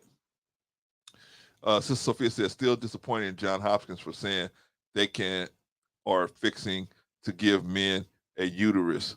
Okay, but does it work? No. I don't care what you, Sister Sophia, you can take a uterus, you can put a uterus in a man, you can put a fallopian tubes in a man, you can put you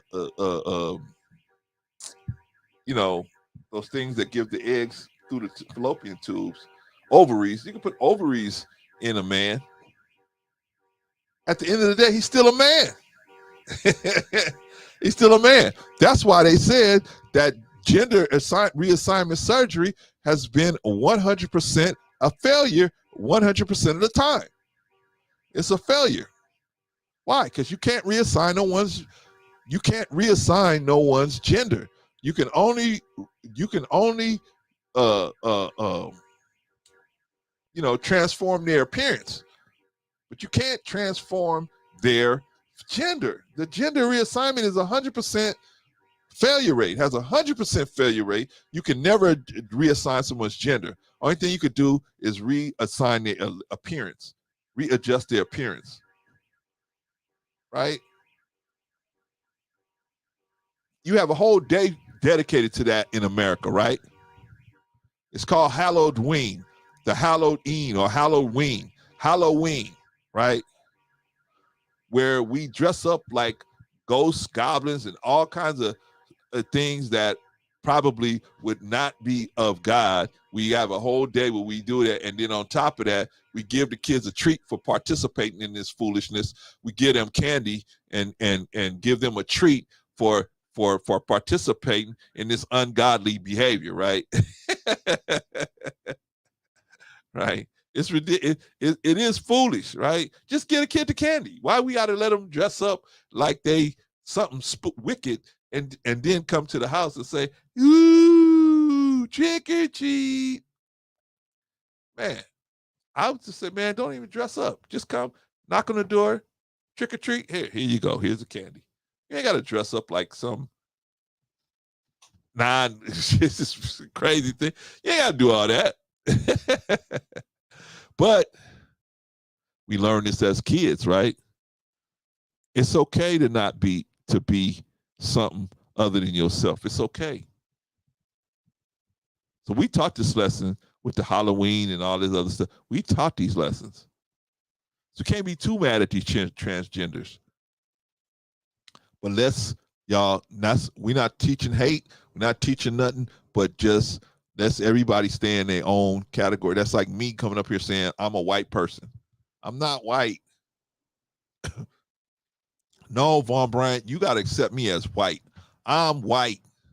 You got to accept me as white. And if you don't, I'm going to shame you into accepting me as white because I'm white. I want to be called Mr. Charlie.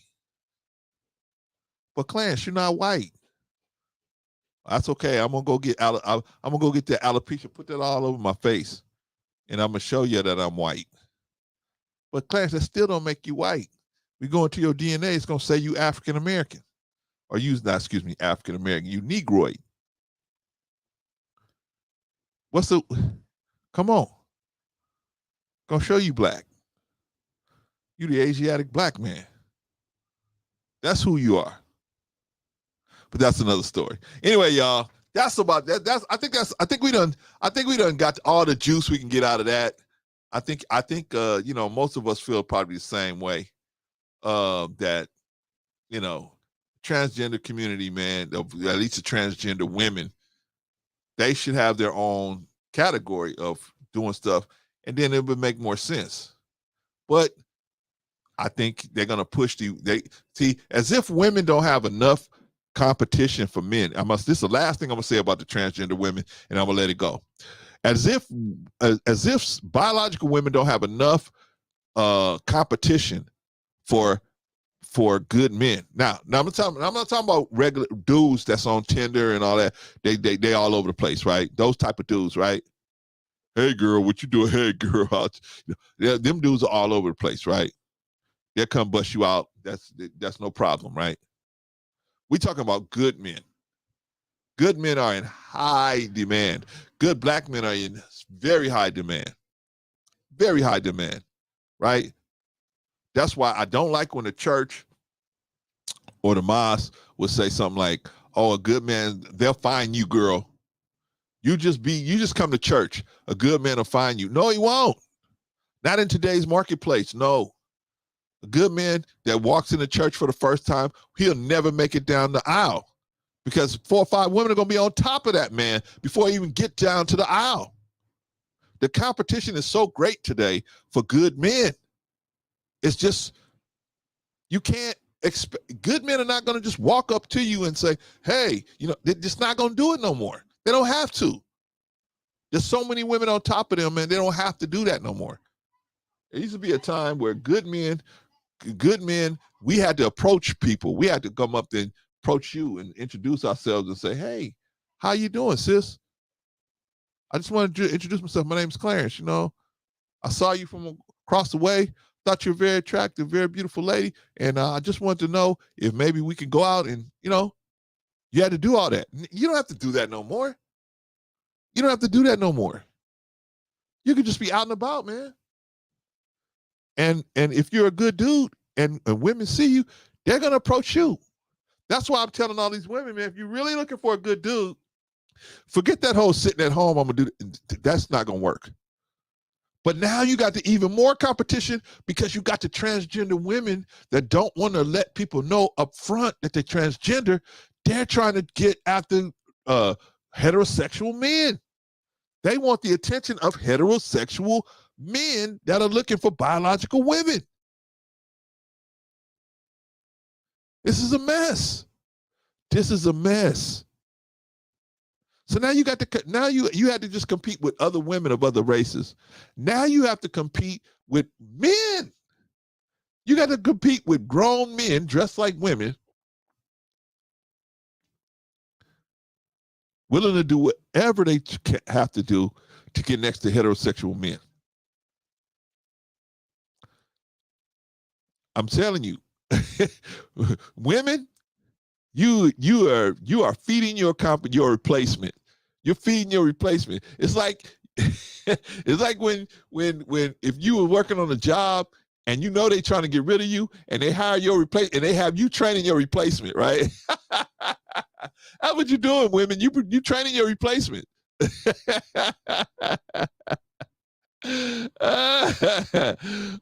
Sophia said,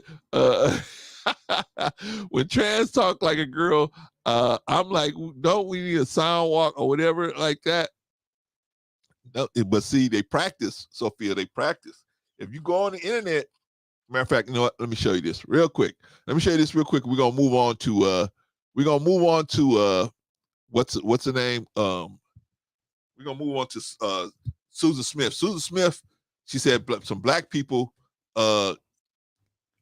picked up her children's and carjacked them and stole her children's, and kind of find out she had drowned them in a lake. She's up for parole, been 30 years, up for parole. Should she get parole? We're gonna find out. But first I want to see y'all. I want to show y'all something.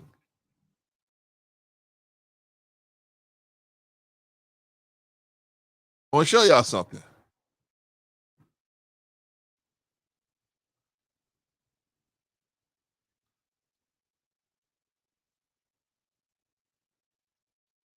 All right.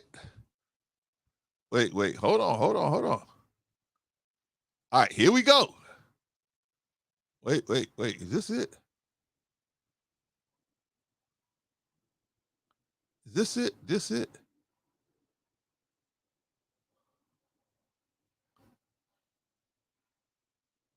All right, here we go.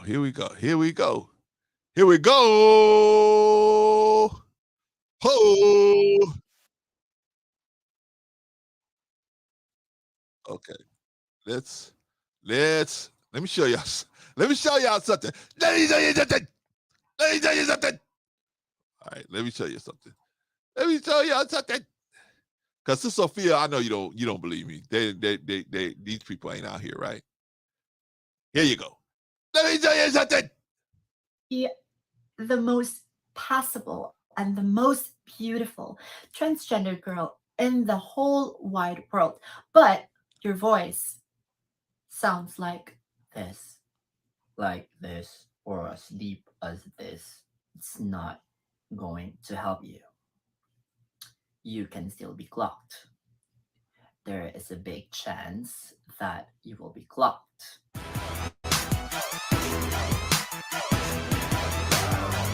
Hello, Androids. This is Andrea, and it's not Andrea, it's not Adriana, it's not Adriana, and definitely not Adrian. And today is a day that you're going to feminize your voice. I've been getting a lot of comments and messages from you asking me on how you are going to feminize your voice. I did not mean to ignore you because I would be very honest. It is going to take a lot of time for me to be able to explain on how to feminize your voice. And I believe I have made a couple of videos on how to feminize your voice. When I watched the videos, it was just me talking about it and how to do it. And it's not really helping. It's not helping. Every day I'm thinking of more creative ways and more effective ways to teach you on how to feminize your voice. And last night I was about to sleep and I'm like trying to think of something to do for you to find your feminine voice, also an interaction with me. And today I really hope that this method would work for everyone. You can be the most possible and the most beautiful transgender girl in the whole wide world, but your voice sounds like this, or as deep as this. It's not going to help you. You can still be clocked. There is a big chance that you will be clocked, right? And it is going to affect your confidence as well. Today, I'm going to do this video to help you find your pitch. Yikes.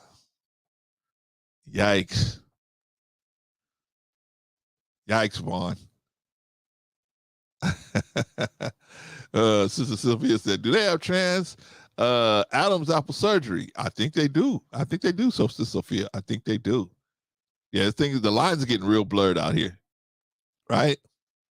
Vaughn said, and for this cause, God gave them up to their vile affections. Hey,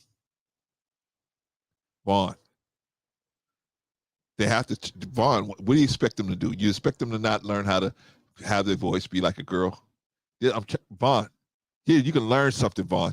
You can learn something. Here, let's learn how to feminize our voices, Vaughn. All right. So I'm going to switch to my feminine voice in 3, 2, 1. Speaking in a very deep voice for me is totally uncomfortable already because I got used to speaking in this pitch already. So that's what we're going to do today. I am not a vocal coach, but I love to sing. But I can definitely say that I have a wide vocal range. Something that I could use for you to find your feminine voice. So today we are going to do a voice lesson. You're going to speak with me. I am not going to associate it much on being musical or, in a musical sense, but it is almost like singing. But we are going to find your pitch. I was even thinking if I'm going to use do, re, mi, fa, sol, la, ti, do. But I realized that a lot of us are not musically inclined, so I'm just going to use numbers. I'm going to start with the deepest voice that I can do. So I want you to get a bottle of water or glass of water or tea with lemon so that you can at least lubricate your throat. Nice. You need something to lubricate your throat. Vaughn, you need to lubricate your. You gotta lubricate your throat, Vaughn. I am going to do it in my deepest pitch. All right, y'all. Hey, I gotta stop this. I gotta stop this. Okay, enough is enough. I just wanted to prove to y'all. I need a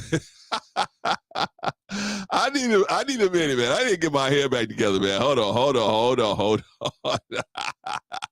I need to get my hair back together, man. Hold on. Hold on, man. I need some music. I need some background music, man, to get my head together, man. I'm like, oh boy. Ay. All these notes. Come on, y'all. We gotta wash that out of our minds in just a second. Holy smokes. This Sophia. That's his. I'm telling you.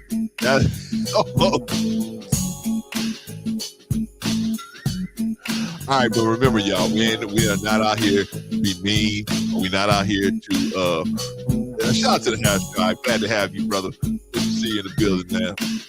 Yeah, man, we just wrapped it up, Mr. Harris. We just wrapped it up, brother. You go back in the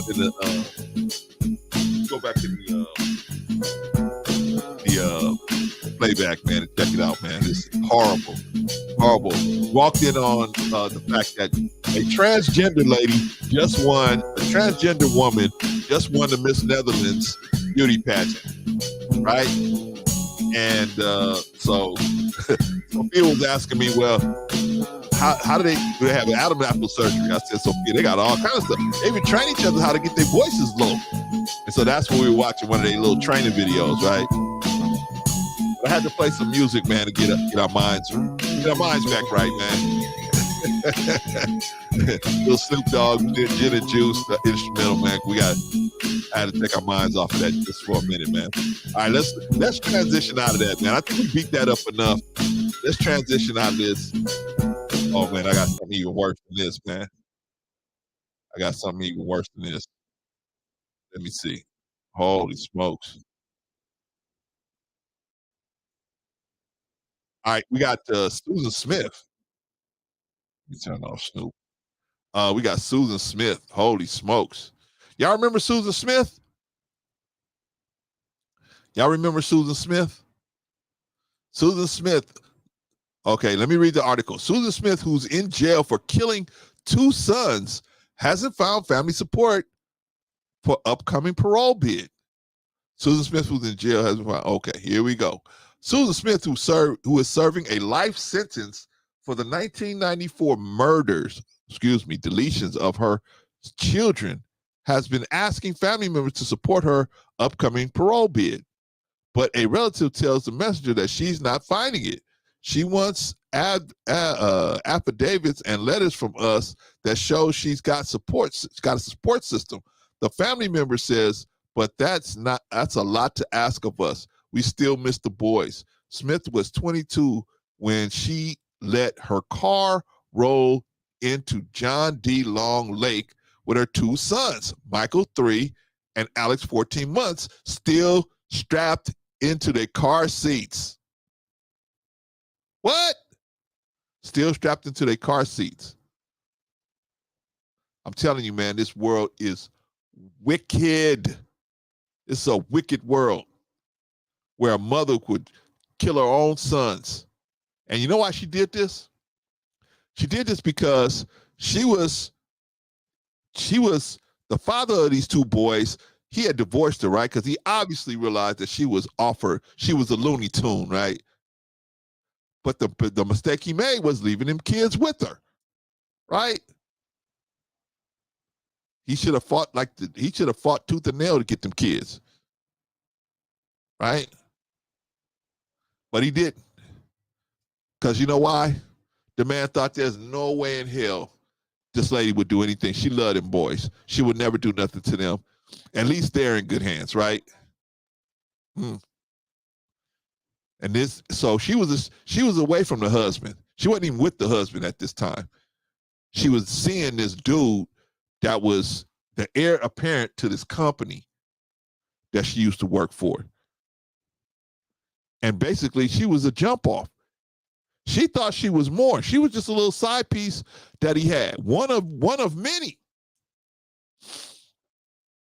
But when she started wanting more, right? Because I don't care, man. You have a side piece, man.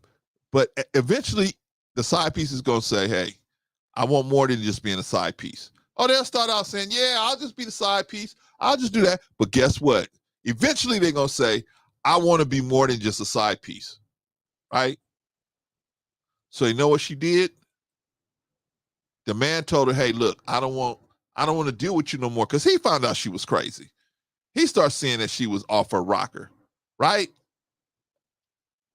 So he ended the relationship. And he told her, I'm ending this thing because you got kids. I don't want to be a stepfather, yada, yada, yada. So she said, she did this math in her head. Okay, if he's ending the relationship because of the kids, then let me get rid of the kids. I'm not going to go give them to their father, because if I give them to the father, then I have to pay child support. So I'm going to take care of 2 problems right now. I'm going to get rid of the child support, and I'm going to get rid of the kids. I'm free. Everybody's going to feel bad for me. They're going to feel bad because guess what I'm going to say? A black man car jumped me and took the kids. That's all I got to say, and I'm good to go.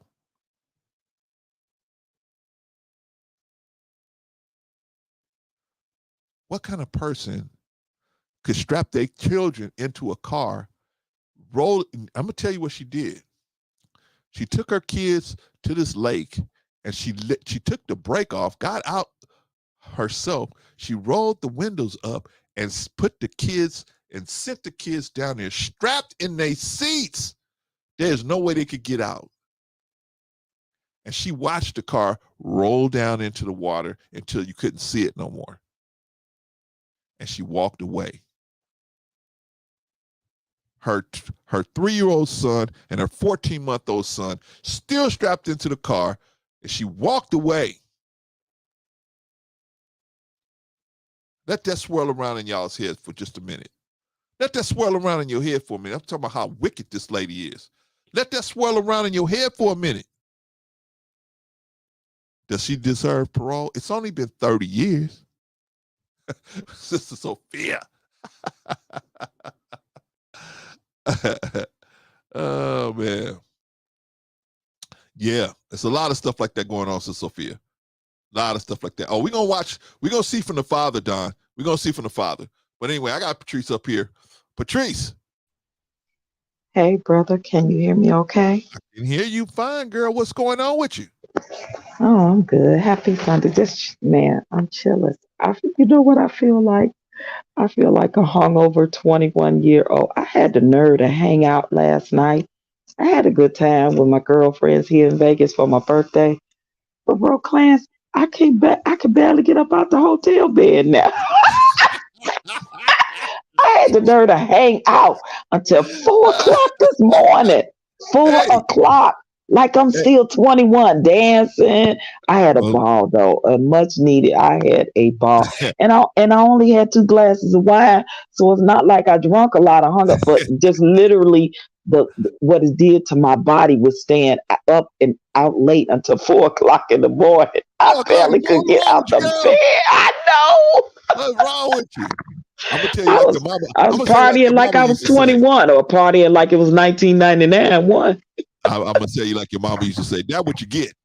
That what you That get, what girl. that what I get. But I'm doing okay. How you doing? I'm doing fine, sis. Blessed is the best word I could use in English, man. I got so much good things going for me, man. I can't complain at all. I'm sitting here, I'm reading these stories, man. Now, Mm. what you think about the transgender situation? Well, bro, you already know how I feel about that.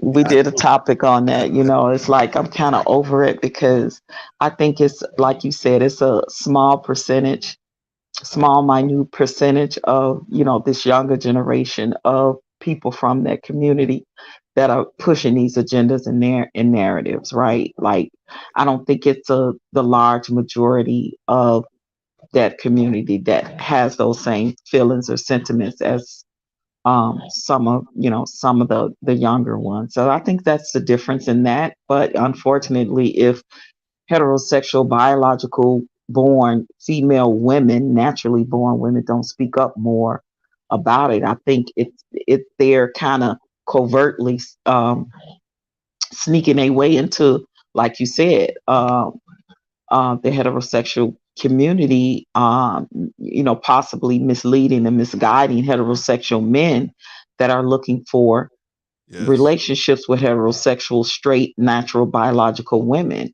Right. And you're seeing a lot of stories where those transgenders, unfortunately, from their community, are getting deleted because of they're not telling the men the truth.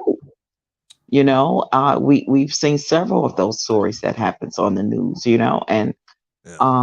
And unfortunately, they lose their lives because they're not being honest and they're not being transparent, and Yeah. they're coming into heterosexual spaces, you know, uh, you know, literally being dishonest and disingenuous to men that they're meeting, however they're meeting them, whether they're meeting them, on dating apps or at clubs or bars. I don't know, but I know the majority of the times they're meeting on dating apps. They're coming in spaces that are basically heterosexual spaces, even on dating sites, and they're coming on there portraying themselves as natural born women and Yeah. fooling a lot of men, unfortunately.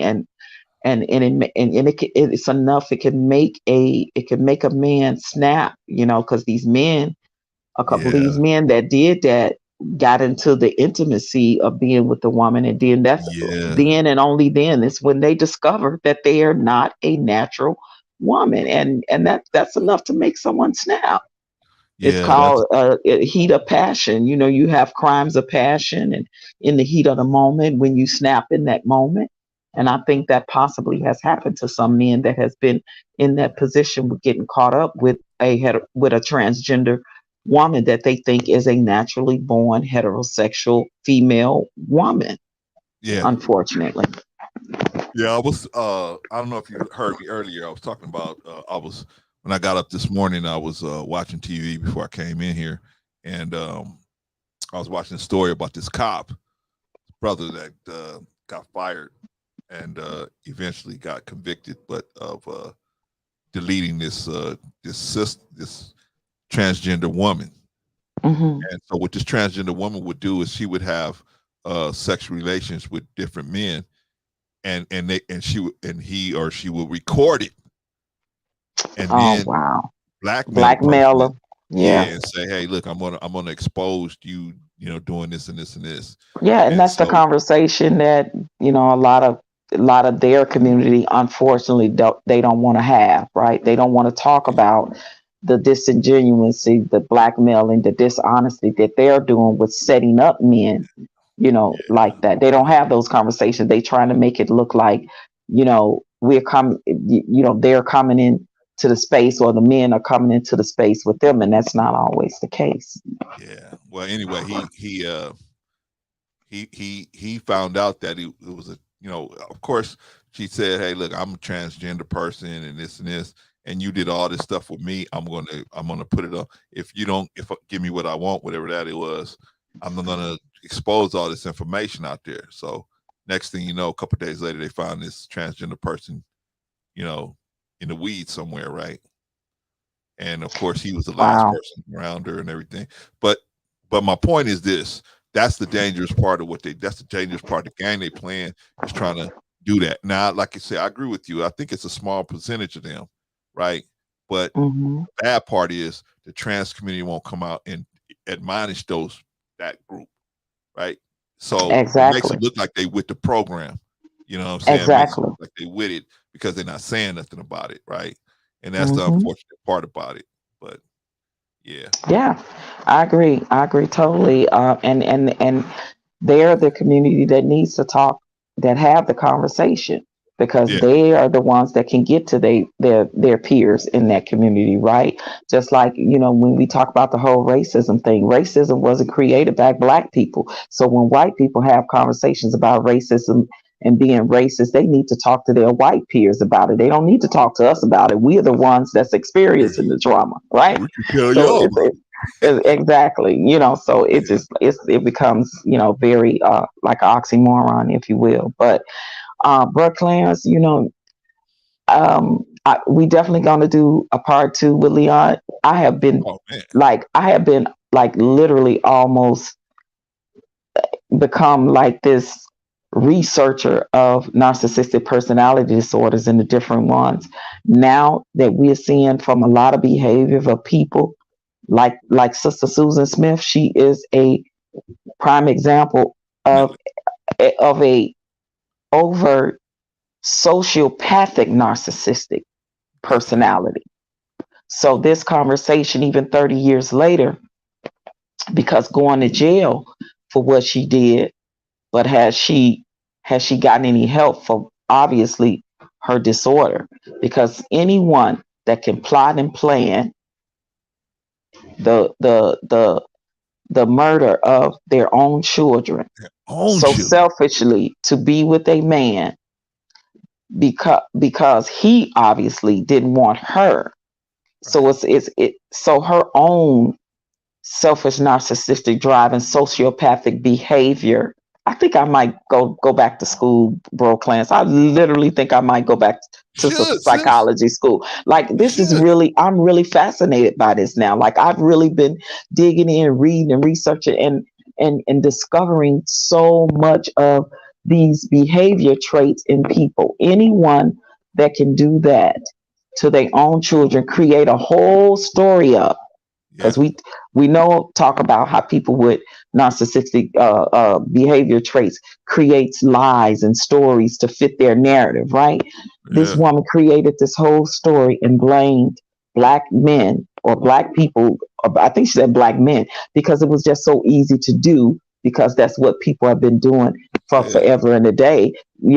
Just blame black people, say Yeah. black people, so I can get the sympathy. Like, she gained the sympathy of the whole nation when this Yeah. story went nationwide all over the media. She Yeah. gained the sympathy. Anytime you can get in front of a TV, on media, in the news, and act like you're crying and you're so concerned and worried about your children when you already know what you did to them. Yeah. Can you imagine the mind of someone like that? So she has a sociopathic and a psychopathic mindset.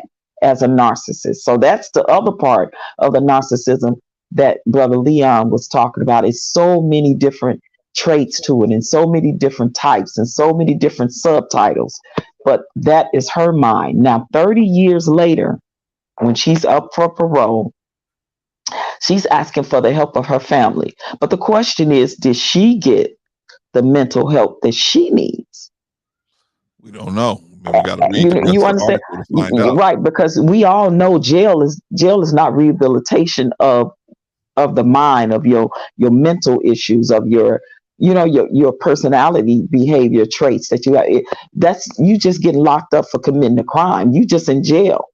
Well, they got You programs and that's my question. Like, does yeah. she have that? Because I would say personally, I have zero tolerance for people that hurt children. I'm all for the death penalty. I've made that clear. She took away the life of those children that would never get a chance to grow up. They never got a chance to experience their life going through school, having friends, growing up, possibly getting married, having children of their own. She cut that whole bloodline down of her children to not ever have a chance at life. So, in my humble opinion, I don't think she should ever see the light of day when it comes to the outside world again. That's just me personally, my humble opinion. I actually thought she should have got the death penalty. That's just me personally. I don't Because see how she escaped it. like I said, I have zero tolerance for people that hurt children. So to me, 30 years, I don't know. I don't think she's rehabilitated when it comes to her narcissistic, sociopathic, psychopathic behavior. I just believe that she was just locked up and contained for those 30 years. What has she learned? She's saying she wants her family to reach out and help her get parole. She's not saying anything about or showing any signs of remorse for her actions and what she done. And that is the difference for me. We don't know that, Patrice. We don't know that yet. We haven't seen it, but we don't know. I don't know. I mean, if there's a press conference or anything like that being said, again, this article is talking about her getting paroled and how she's seeking the help of her family. Right. Where's the reporter interview with her having a conversation, expressing a remorse for what she did? Expression and being accountable for her actions of what she did to her own children. She cut a whole generation and legacy down, a whole bloodline of her own bloodline. I really think people need to really understand the depth of what she did. Yeah. These two boys never had a chance and never will. She cut all of that. Having a girlfriend, having a life, going to school, having a prom, graduation, getting married. Like, she cut that whole opportunity and line down for those children to even have a chance at life. So why should she continue to get out 30 years later and come back into society and have a chance and not be accountable and have any remorse for her actions of what she done? Well, obviously, her family didn't think she have enough remorse because they don't want to support her. So obviously something like that. But let's finish the article, Patrice. Let's finish it so we can see what's happening. It says, after she falsely told police that a black man had carjacked her, the case became international news, making Smith one of the most notorious inmates in South Carolina history. A jury convicted Smith of 2 counts of first-degree murder. In 1995, she was sentenced to life in prison with the possibility of parole in 30 years. That is crazy. How you could delete 2 people and still have eligibility for parole in 30 years. And on top of that, your own children. Hey, she will be eligible November 4th, 2024, and plans to attend a hearing to request release. She's been trying to line up support, but hasn't gotten anywhere. The relative tells the Messenger. She had a relative. I don't think she'll ever find anyone in the family who will vouch for her. Smith's ex-husband, David, also opposes her parole. I'm sure he would. I would. And is planning to file an affidavit urging the parole board to keep her behind bars. Definitely. Smith, now 51, has struggled with her behavior in jail. In 2000, she was disciplined for having SEX was a prison guard getting down in the prison. But that was 23 years ago. Then, according to prison records obtained by the Messenger, Smith faced disciplinary action at least 5 times between 2010 and 2015 for various infractions, including self-mutilation, the use and possession of narcotics or marijuana. Yikes. But more recently, Smith has cleaned up her act, presumably in the hopes that she'll be granted parole. In 2015, Smith penned a letter from jail to reporters at the state newspaper. I am not the monster society thinks I am. Oh, she wrote, I am far from it. Something went very wrong that night. I was not myself. I was a good mother and I love my boys. The thing that hurts me the most is that people think I hurt my children in order to be with a man. That's what, okay. She continued, that is so far from the truth. There was no motive, as it was not even a planned event. I was not in my right mind. A spokesperson for the South Carolina Department of Probation, Parole, and Pardon Services tells the Messenger that inmates often ask family members to file an affidavit of support in their release, but that is not mandatory. I'm truly glad she cleaned up her act, says the relative. I'm glad she can be productive inside prison, but that's where she needs to stay. What's she going to get out and do? What's the plan? She doesn't have one. If I'm really honest with you, I don't want her in my house. The relative adds, every time I look at her, I think of those boys. It would be too much. I heard that. I'm sure that's probably the way everybody looks at it. All right, so I guess she's trying to clean up her act for next year, right? Next year. I call bullshit. Listen. Even in those words right there, she's saying, I wasn't myself. I wasn't in my right mind. And for people to think that I did this because of a man, listen, you know what accountability is?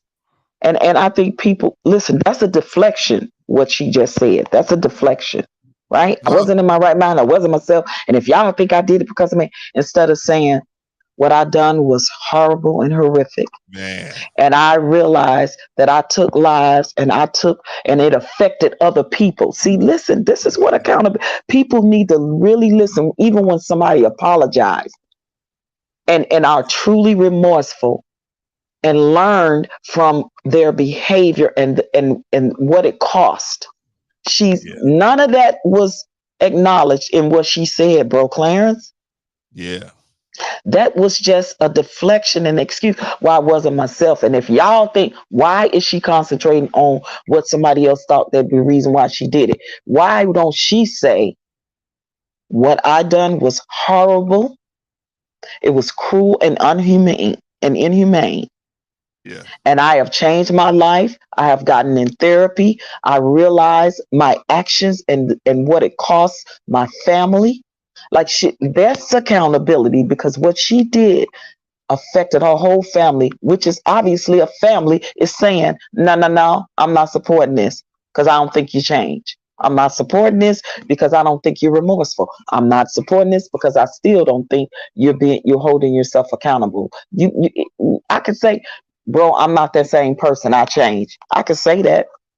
But what are the actions and behavior behind the change? It's change behavior. That's a deflection comment and conversation. She's up there saying that's not accountability. Yeah. That's not true accountability. And she didn't say, well, I will come out and dedicate my life to saving other children, or I will make sure that I continue therapy and I continue down this road of recovery and make amends for what I did, because what I did, I know I can't bring those children back. Yeah. What I did, I destroyed my whole family. Yeah. By my act. Like that is true accountability. Not that bull crap right there written in the media. If she truly said that, that's a deflection. Oh, I ain't myself sometime too. You ain't yourself. Sometimes we wake up, we in a different mood. Like, come on. And I could just say, oh, well, I ain't myself, And if you think that the reason why I did that is because I ain't myself, come on. She owes a debt. She owes a debt to society and a debt to her family. And that's all you got to say is I wasn't myself. Come on, bro. That's not accountability. Yeah, I agree. What's up, Vaughn? What's going on with you, man? What's going on, my people? How are you? All right, brother. What's going on with you? Hey, brother Vaughn, how are you? What's up? What's up, OG? Happy Sunday. Listen, I'm happy recovering. Sunday. Yeah, I hear you had quite a night, huh? Oh, what a night. Oh, what a night. Exactly. Yeah. I hear you. Girl, need to get her butt in the bed. Stop playing games out here. Well, I'm pretty sure she's laid back, kicked back, just listening and trying to have a little conversation. Yeah. But yeah, brother Clarence, you got some topics today, man. You got I see you trying to egg me on, in the back there. So I said I better come up. I said I better talk about your favorite topic, Vaughn. Yeah. Oh my God. Jesus. I don't know what's going on with these people, man. But man, it's crazy. Okay, man. Let me ask you a question. I'm actually now gonna agree with Brother Leon. It's more people with this behavior, mental and these type of behaviors are coming up in society. Just pay attention. It's more of them. Pay attention, y'all. Just watch its behavior. Watch people's behavior. Yeah. Well, what do you think, Vaughn, about what we've been talking about? Anything what we've been talking about? Well, first of all, let me ask you this, Vaughn. Before you answer any of that, do you think Patrice should go back to school? I mean, listen, it's never too late to learn. Never too late. Yeah. I'm just saying, I appreciate y'all encouragement. I'm really thinking about it. Yeah. I think I was like near 50 or 47 before I became a surgical tech. All right, on, man. Went back to school for that. Yeah. So, it just depends on what, how you want to move, what you want to do, what you want to accomplish. You know what I'm saying? And definitely, man, if you have the strength and the vigor to do it, I would say go for it. Yeah, at least I was just at least thinking about taking some psychology and behavior classes, even if it's not for like in depth, but just enough to get some certification, so I can have some type of professional certification in it or something. I don't know, but I'm really fascinated, you guys, honestly, about psychology and how the mind works and different behavior patterns and different things like that. So I could see Patrice on a TED Talk. Yeah. Well, I could definitely see her on a TED Talk. I would definitely say that, you're never too old to learn something. You know what I'm saying? I don't believe we should ever just shut down and say, well, I know it all. Right. There's always something that we can learn and gain. And even if it's for the sake of simply having a conversation, you see, concerning the topic. It's always good to educate yourself before you start opening your mouth to talk about something, right? Absolutely. So, yeah, but I would say go for it. If you have the time, go for it. Thank you. I appreciate the encouragement. I'm really thinking about it. Yeah. All right, Mom, let's get to business. Okay, well, what do you think about the Miss Netherlands voting in a man as Miss Netherlands? Excuse me, a transgender woman as a Miss Netherlands. Well, listen, it's nothing new, Brother Clarence, and I know you made reference to them, but, you negated the fact that we had a whole Bruce Jenner over here, that made that magazine, right? We don't have a Bruce Jenner. Woman of the Year. Woman of the Year. Exactly. Made Woman of the Year. Woman of the Year? Woman of the Year? Woman now, which magazine was this, y'all? I can't recall the magazine, but he was plastered on the front. Bro, Clarence, look it up right now. Look it up. Woman of the Year, huh? So basically, but it's really nothing new. Patrice, what you been doing with yourself? Caitlyn Jenner got Woman of the Year. Is it Caitlyn? Oh, it's with a K, right? Okay. Yeah, however you spell it. But I would say it's really nothing new. This is a spirit that is worldwide. So, let's not confine it to one area on the earth. This is a spirit that is on the move. You see what I'm saying? Glamour magazine. Yeah. 2015. Yeah. Wow. Wow. Yeah. And so see, look, that's what we have succumbed to. You see what I'm saying? And it's become more and more accepted. So, why are we surprised when we see it, in other nations? You see what I'm saying? On other continents. I agree, Vaughn, but I will say that Bruce Jenner did speak out on the transgender women that are coming into the women's sector in sports. He did speak out against that. He's not for that. He actually spoke out against it.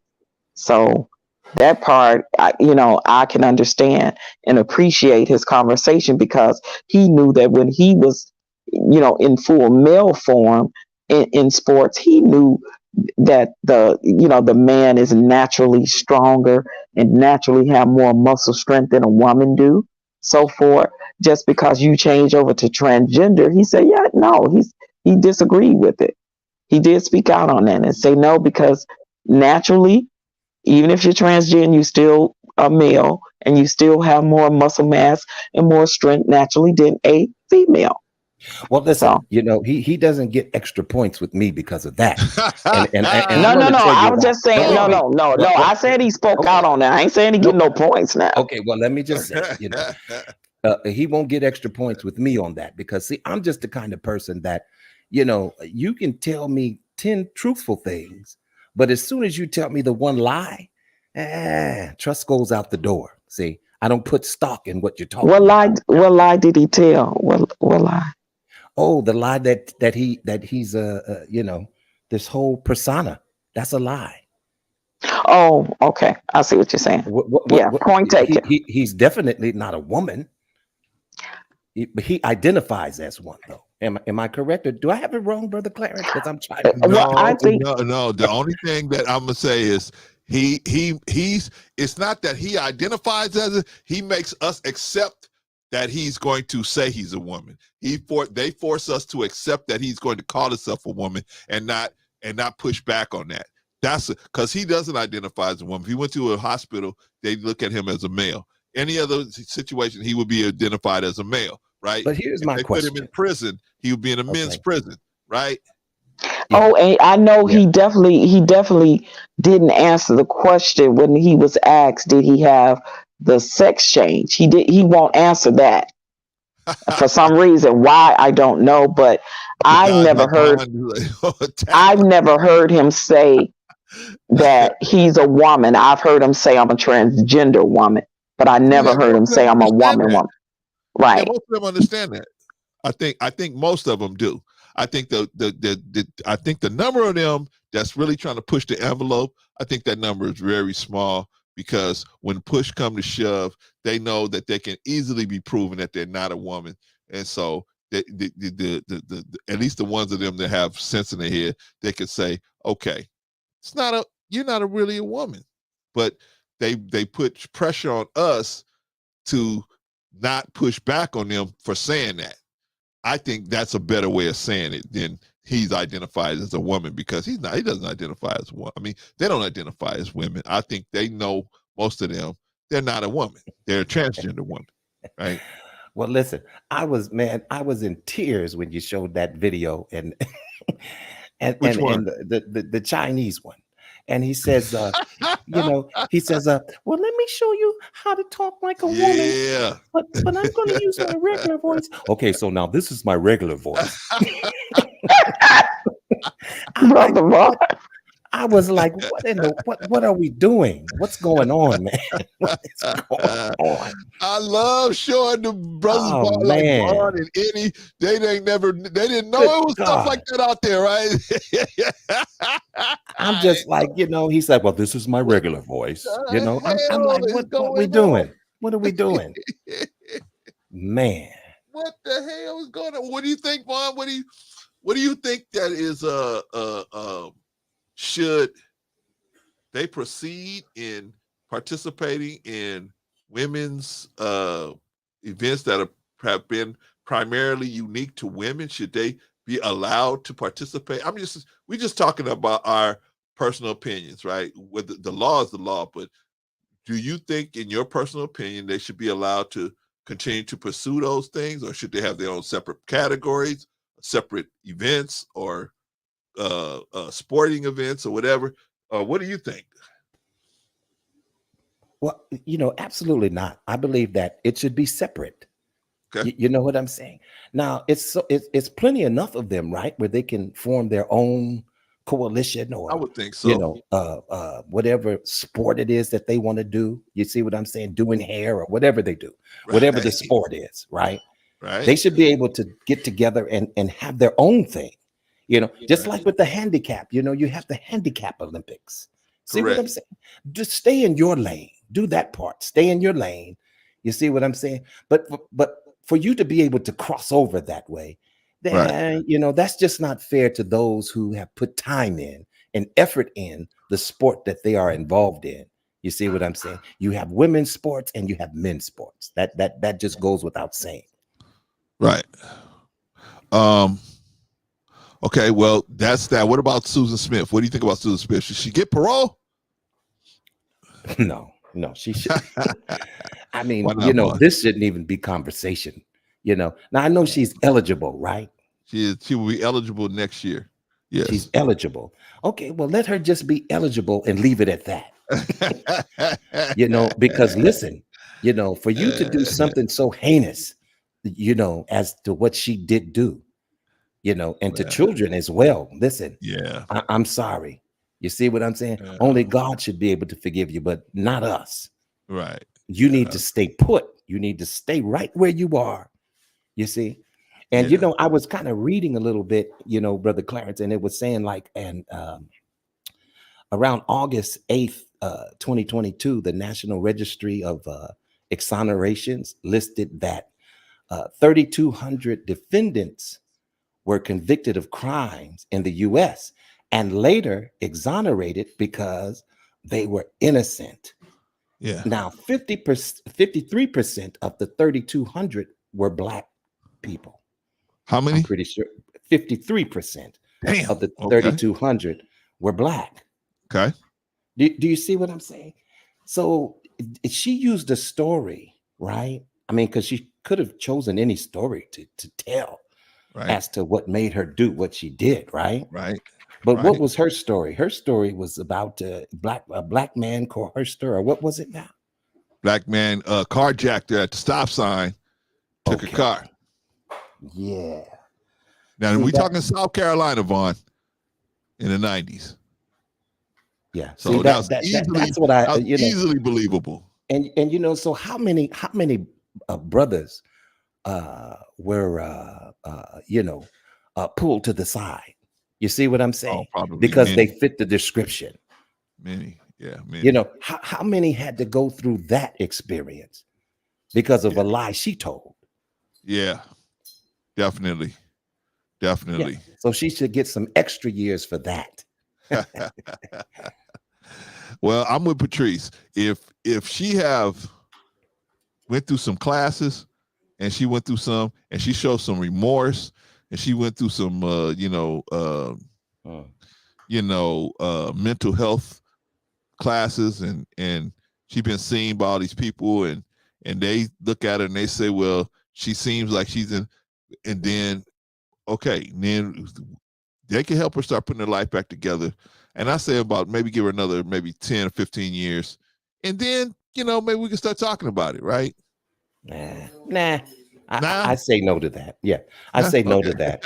You willfully kill children. I'm sorry. Yeah, man. That is terrible. I know people like to sugarcoat that, but let it be your child, and then you decide whether she should get out or stay in. Yeah, definitely. That's terrible. Let me say that again. Let it be your child, and let you decide whether she should stay in or get out. Yeah. So that's how that is. So it shouldn't even be on the board. It shouldn't even be up for conversation. I think that because of the legal things that they have in place, she is eligible for parole. Yeah. Whenever it's time, hey, let her go and explain her story. But we still don't think that you should be let loose. No. And she did this all because of what? To get back at her husband, or? No, the boyfriend. What was the story again? The boyfriend. The boyfriend was like he was about to inherit the company, man. He was the son of this big company where she was living at, right? And he was basically, she was just a side piece. She was one of his side pieces. But she wanted obviously to have more. She was trying to create something more with the guy. And when the guy realized that, she's trying to pull me in a little more, he broke it off with her. And the reason he broke it off with her, he gave her was, I don't want to be a stepdad. You got kids. Maybe you should spend more time with your kids, and so on and so forth, right? But ultimately, he just probably realized that she wasn't wrapped too tight, because that's why the husband left, obviously, right? Because he realized that she wasn't wrapped tight. So he probably started realizing that. That's part of what Leon was talking about when Leon was over here talking about, these narcissists, they can hide it for a little while. They'll be the guy, kind of person you want them to be, and then but the facade starts falling off after a while, right? Yeah. That crazy starts coming out, right? So, wow. Anyway, so that's what happened. So the guy told her, "Hey, look, I don't want to be no stepdad. You got kids." That's the reason he gave her. The real reason, obviously, was just her personality, period. But he gave her that reason. Hey, you got these kids. Maybe you should spend time with the kids, not me. And I don't want to be a stepdad. So, so she thought in her mind, hey, I can kill two birds with one stone, because if I just take the kids back to the dad, now I have to pay child support. I can't pay child support. So I'll get rid of them. That way they'll be gone. And anybody that wants to date me won't have to worry about being a stepdad. And number two, I won't have to pay child support because they won't be around. And then everybody will feel sorry for me. It's a great thing. It's a win-win-win all the way, right? That's what I'm sure that's the mathematics she did in her head, right? But look at us now, right? 30 years. Them boys would have been 30, 33, and 30 respectively, right? But she did what she had to do, right? She put them in the ground, right? And now we're going to watch a little bit of her story and see how the ex-husband was like right by her side. He believed her, because he never thought in a million years this girl would do something to her own children. Never thought that in a million years. That's crazy, man. That's just crazy. Yeah. And so we're gonna take a look at it, man. We're gonna see, remind ourselves. And Brother Clarence, this happened in 94, right? 1994. So she's been in jail for all that time, right? Yes. Yeah, she should still stay. She should still stay. Not a little window, Vaughn? Not if I'm the judge. No. Okay. Nope. Okay. All right. Let's watch a little bit of Susan Smith's story. Searched in vain. Susan Smith has been arrested and will be charged with 2 counts of murder in connection with the deaths of her children. She slammed the door on him and let him roll. Deliberately, premeditatedly murdered Michael and Alex.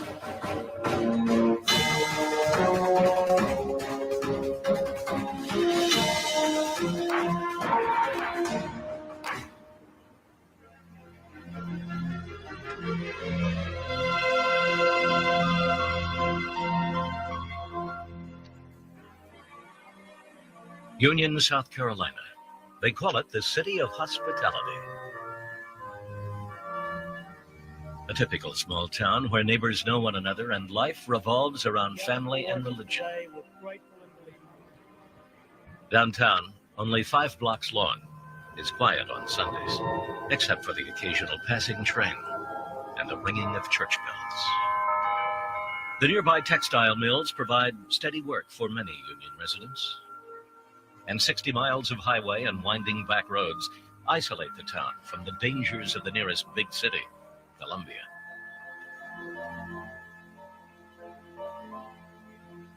Around 3:30 p.m. on October 25th, 1994, Susan Vaughn Smith left the Conzo Products Company, a fabric trim and tassel manufacturer, where she worked as a secretary. I think the boyfriend was like the son of the owner. I think that I think it was the son of the owner of the company that she was working for, and I think that's how she ran into him. But let's listen. Let's listen.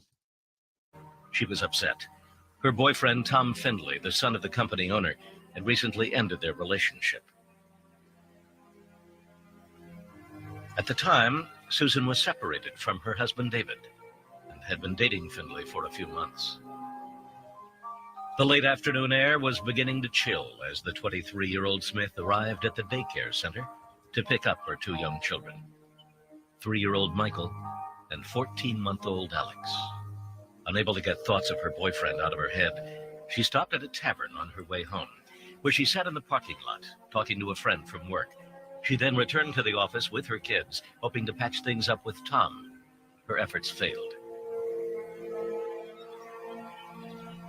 At around 6 p.m., Smith finally arrived at her small house on the northern edge of town. After making the boys a dinner of pizza, Susan called her friend at the tavern to see if Tom Findlay was there, and if he had mentioned her name. He was, but he had not. Between 7:30 and 8 p.m., Smith strapped her two sons into their car seats in the back of her 1990 Mazda Protege. She would later say she thought a drive through the countryside might help clear her head.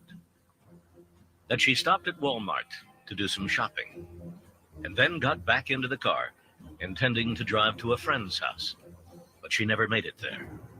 According to the story Smith would later tell, she was stopped at a traffic light behind the Monarch Mill textile plant, 2 miles from quiet Main Street, where a black man broke into her car with a gun in hand.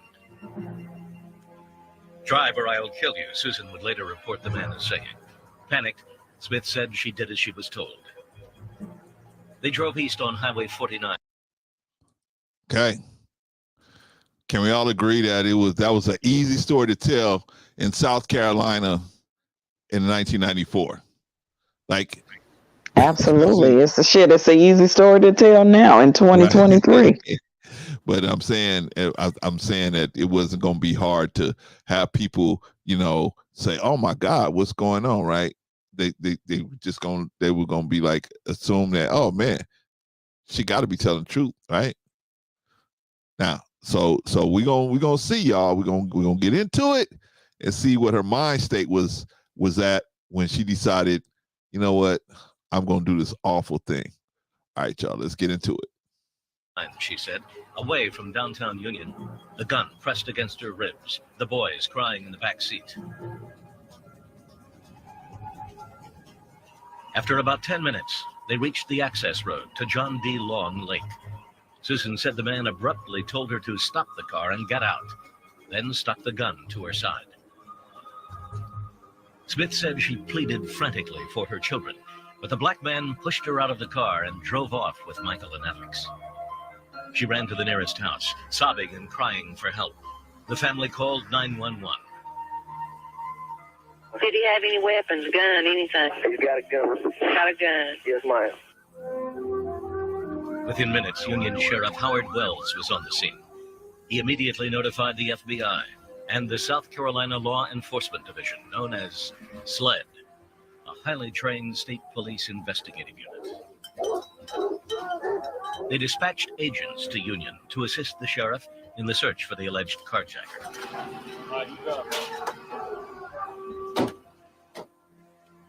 Soon after, the boy's father, David Smith, rushed to Susan's side.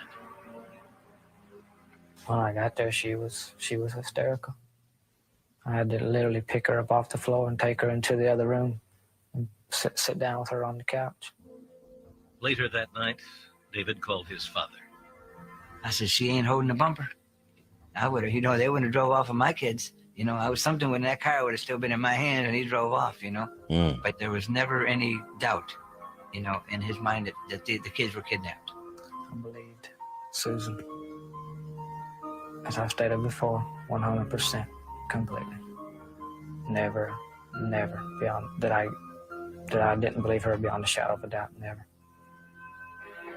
David, like most people in Union, believed Susan Smith's story. By the next morning, word of the kidnapping had spread rapidly. Many residents would dedicate countless hours to a 9-day search for Michael and Alex Smith. A search that would end not in the safe return of the boys, but in the exposure of a lie that would shock the nation. On the surface, there was little reason to doubt Susan Smith's story. By all accounts, she was a dutiful and loving mother. In high school, she had been a member of the National Honor Society and was voted friendliest girl by her classmates. But as the search began for the two little boys, the image of their tearful... All right, what y'all think so far? Y'all Don QQ. What y'all think so far? I think it's bad, right?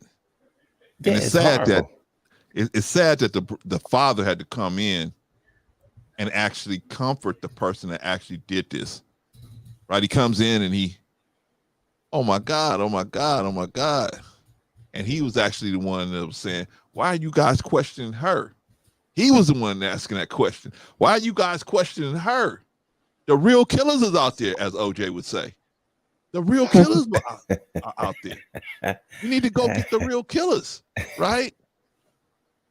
And Again, imagine the mindset of somebody that can conjure up and think to do something so malicious to their own child. And imagine, like you said back then, 30 years ago, seeing how prominent it is now for a white woman to cry, right? The tears of a white woman. Look at all of the attention that case got then. And look at all the attention when white women cry from being in a park with a black man that's taking pictures of nature and say, oh my God, I'm gonna call the police. You're disturbing me. You're frightening me. That's right in 2023. Right? Yeah. So imagine 30 years ago, the effect that this case had on when a Caucasian woman shed tears. Yeah. Yeah, it was even worse, right? It was even worse, right? Yeah. That part. Yeah. And especially in North Carolina, South Carolina. Yeah. In the South, absolutely. There was racial tension going on back then because of that case. I don't know if you guys remember. White people was side-eyeing black people, side-eyeing white people. It was a little racial tension going on. Yeah, because every black man in South Carolina was a suspect, guys. Yeah, I don't know if y'all remember that. I remember that. And just like with this case here, because of the fact that it was implied, that a black man was involved, it made the story somehow more believable. You see what I'm saying? We wouldn't apply exactly, Vaughn. You know what I'm saying? That's just crazy. I hear you. Yeah, but that's what. It was implied, right? It was implied, right, Brother Clarence? Was it implied that it was a black man that coerced her and did all of these things? It was not implied. It was. She said that. She said it. Yeah. Straight out.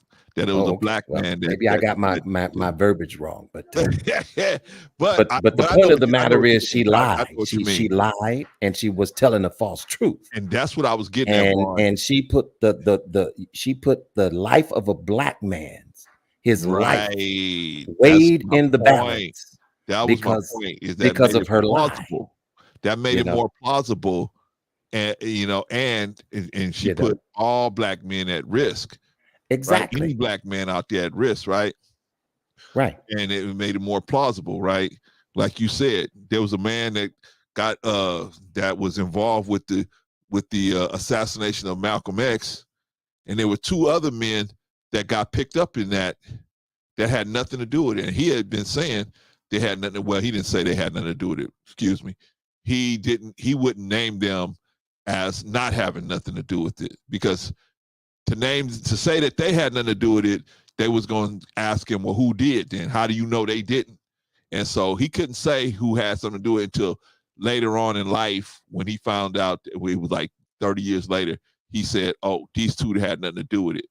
I guess he lost his fear or whatever, whoever was involved passed away or whatever, but he lost his fear. He came out and said, these two guys had nothing to do with Malcolm X, the death of Malcolm X. and they ended up releasing those dudes, right? Well, bro, Clarence, look at how long it took the guy that actually committed the raping and murking of the woman in the Central Park with the Central Park Five. He was he was locked up with the guy, the guy that really wasn't even in the park. He was locked up with him, and he waited years before he admitted to him that he was the one that committed the crime, and then admitted to the authorities, and which caused the release of the Central Park Five. One of the guys was locked up with the guy that actually committed the crime. Yeah. So people, they're not going to say anything. Look how many years those young men did for a crime they didn't commit, all because somebody didn't speak up, because it would further incriminate themselves or incriminate someone else. So they let innocent people go to prison. So that's the point I want to make, y'all, is that they a lot of times use us as to add plausibility to what they're doing when they out there doing this nefariousness. Right, and the guy that committed the Central Park Five crime against the white woman was a Hispanic guy. He was Hispanic. Shout out to Miss Jill, 1991, said that sketch of the suspect let me know she was lying. It looked like the Marvin the Martian, not him. Well, we're gonna get to that. We're gonna get to that. Right now we watching the A&E, shout out to A&E story on Susan Smith. We're gonna watch a little bit of it.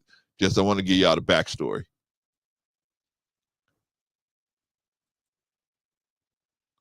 Uh-oh, what happened?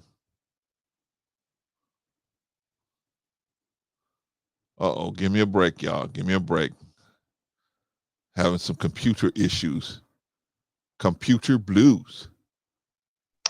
What is I forget this news commentary guy name. Didn't he pass away? What's his name, Vaughn? Recently. Bill Curtis. Bill Curtis. He used to do the news in Chicago. I think he has a Chicago background. It was Bill Curtis and it was another guy. You remember, Vaughn? I remember Diane Burns. You remember her? Of course you remember Diane Burns' beautiful self. I love Diane Burns. Her and but he does look Cheryl familiar, Johnson. though. I will say that. Yeah, Bill Curtis used to do, I think he used to work the news in Chicago, if I'm not mistaken. I believe. But yeah. He got a big empire. And then he started doing these type of documentaries, true crime documentaries. I used to love him on that as well. So yeah. Yeah, he produces a lot of stuff. He produced American Greed. Yes, American Greed. Oh, I love American Greed. Oh, yeah, I'm definitely familiar with him. Definitely. Yeah, he produces that show. He produced a couple of other big ones, but he produced this one. I think this is I forgot the name of the show. Not Forensic Files. One of them he produced, Forensic Files, police dramas. One of them murder stories where they find out at the end. You find out at the end what happened. But yeah, that's the one that he got a big and then he does. I don't know if you guys listen to NPR, but on the weekends he produces a show called Wait, Wait, Don't Tell Me. It's like a okay, never heard of that one.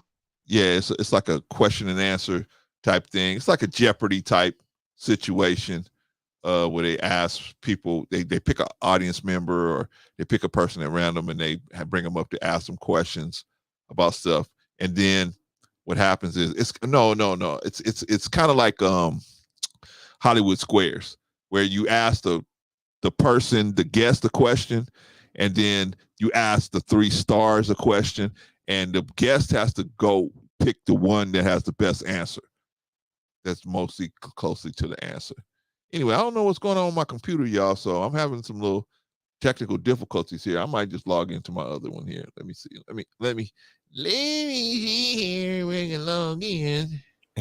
Oh, by the way, I wanted to mention this, that the past stream that you did was excellent. I didn't get up, because I know you were interviewing someone, but man, the content was so informative. you know.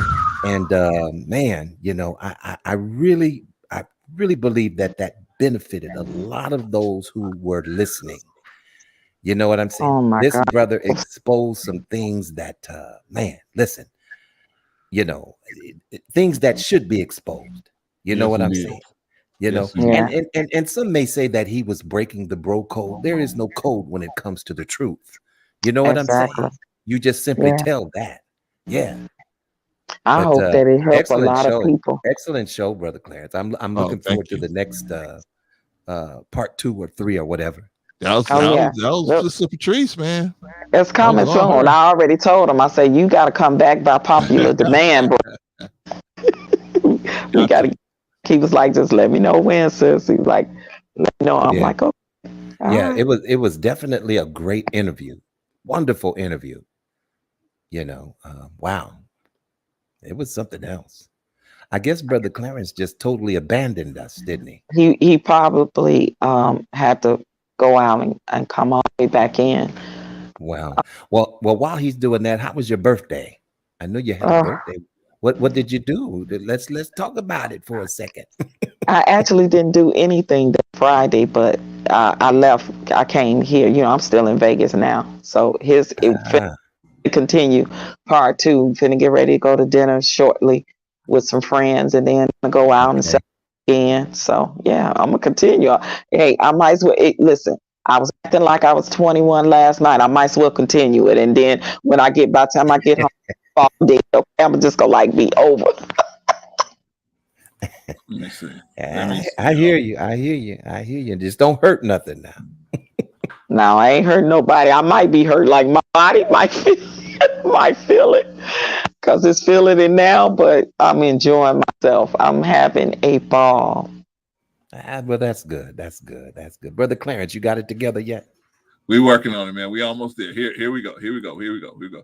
We almost there. We going. Can y'all hear me? I can hear you. Can you hear me? I can hear you. Yep. Okay. Here, yep, bro. Let me see if I can bring this up. I had to switch computers real quick. Let me know if I'm too loud too, because you know I don't want to be like Brother Diamond. Yeah, let me know. I sound too. Can you let me know? Am I too loud? Am I too loud? I might be too loud, right? Both of y'all are too loud. No, I'm just Oh, saying. Because I know they said my volume was too loud on the interview, so I have to. I'm gonna try to be. I put my volume way down because I have a loud protruding voice anyway. So I'll be more cognizant of that. And if I am, you guys please let me know. Anybody in the chat can let me know. Anybody on the panel, I have no problem with that. I'm not easily offended. So yeah, and please let me know. I sometimes I feel like I'm too low, but you know it may happen once or twice. So you guys are fine for right now. All right, let's see. Let me put this up. Let me play this real quick. But over a period of a couple of days, we had some concerns with that and with the concerns if it was false that it would cause in the community. And we tried to be very careful how we acted on that in conducting interviews of subjects based on her description. A reporter with WIS-TV in Columbia, South Carolina, Heather Hoops, drove to Union to cover the story. Discussion started right away about that composite and how vague it was and how it described half the people in Columbia and should we use it and what should be done. And eventually we pulled it off the air. But the search for the carjacker and the little boys went on. And the residents did their part. They assisted police by printing thousands of missing posters, distributing photos, tying yellow ribbon on mailboxes and telephone poles, and scouting wooded areas on horseback. Local and national media descended on Union and beamed the story around the world. Before long, Susan appeared with her husband David to make a tearful plea for the return of their children. I can't sleep. I can't eat. I can't do anything but think about them. And I just want to hug them so bad and tell them I love them. I want y'all to look at the hug. do y'all see any tears? I don't see no tears, but look at the hug. Y'all see tears coming down? I don't see one tear at all. I'm just trying to figure out. Wow, what a I show! would be a hot mess, y'all. Like seriously, y'all would see tears flowing, snot slinging. Like, Right. You'd be incoherent, right? You're too I calm. mean, you would think. I know I would. absolutely. Right. I'd be stoned out of my mind. Like, She's yeah, like, that seems very tears, no yeah tears, good. nothing. That's some acting, and the Oscar goes to. Oh, shit. But what I want to try attention to is the husband. The husband is the one. He is beyond disbelief. He is beyond disbelief. He's like, what the hell is going on here? That's genuine distraught in his face. That's genuine defeat in his face. That's genuine loss of hope or giving up hope, or holding on to what mustard seed of hope you may have. That's the look on his face. You could tell his face is genuinely breaking. Her face, that's acting. Yeah, he's like, I can't believe it. I don't know what's going on. He's like, I can't believe it. Brother Clarence, you have an echo chamber. I mean, echo. Yeah, you got an echo now, brother. I'm trying to work on it. Doggone. That's okay. You just sound like you're in a land far, far away.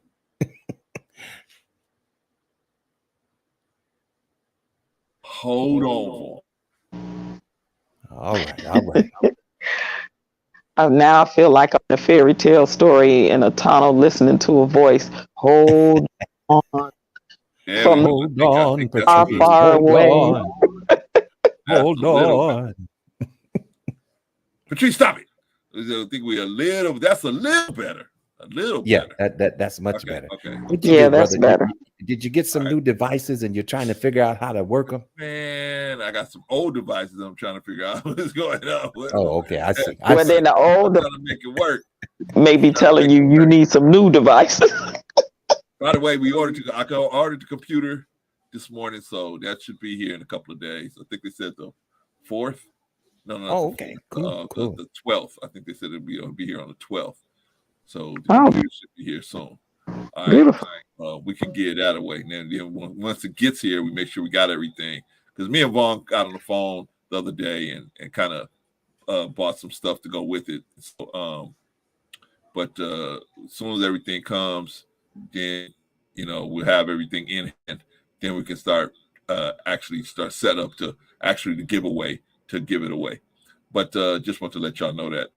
What I'm gonna do, y'all, is I'm gonna play a little bit of this, and while we're doing that, I'm gonna try and see if I can switch. So play a little bit more. Yeah, I think you should switch back because your mic even sounds a little different now. Okay. All right. So we can hear you though. We can hear you, but check it out. All right, brother. But doubts about Smith's sincerity grew rapidly. On the second day of the search, she took a lie detector test and failed. In an attempt to get a quick confession, police confronted Smith and accused her of being involved in the disappearance of Michael and Alex. She immediately became belligerent. Okay, let me see. Let me try to switch it over.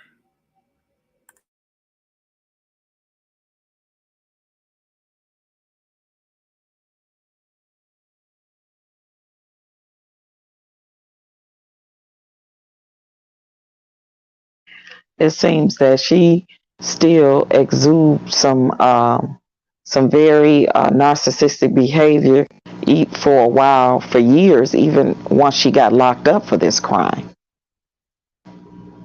From some of the things that Bro Clarence read, all that she did, the trouble she got into in prison, having an affair, sleeping with one of the guards, and then getting into some trouble with, marijuana. Can't sleep. I can't. It's just kind of hard to look at, especially when she's lying. You know what I mean? It's just, man, it's crazy. You're muted, Brother Clarence. You're muted. Bro Clarence, you're muted. I don't even think he can hear us now.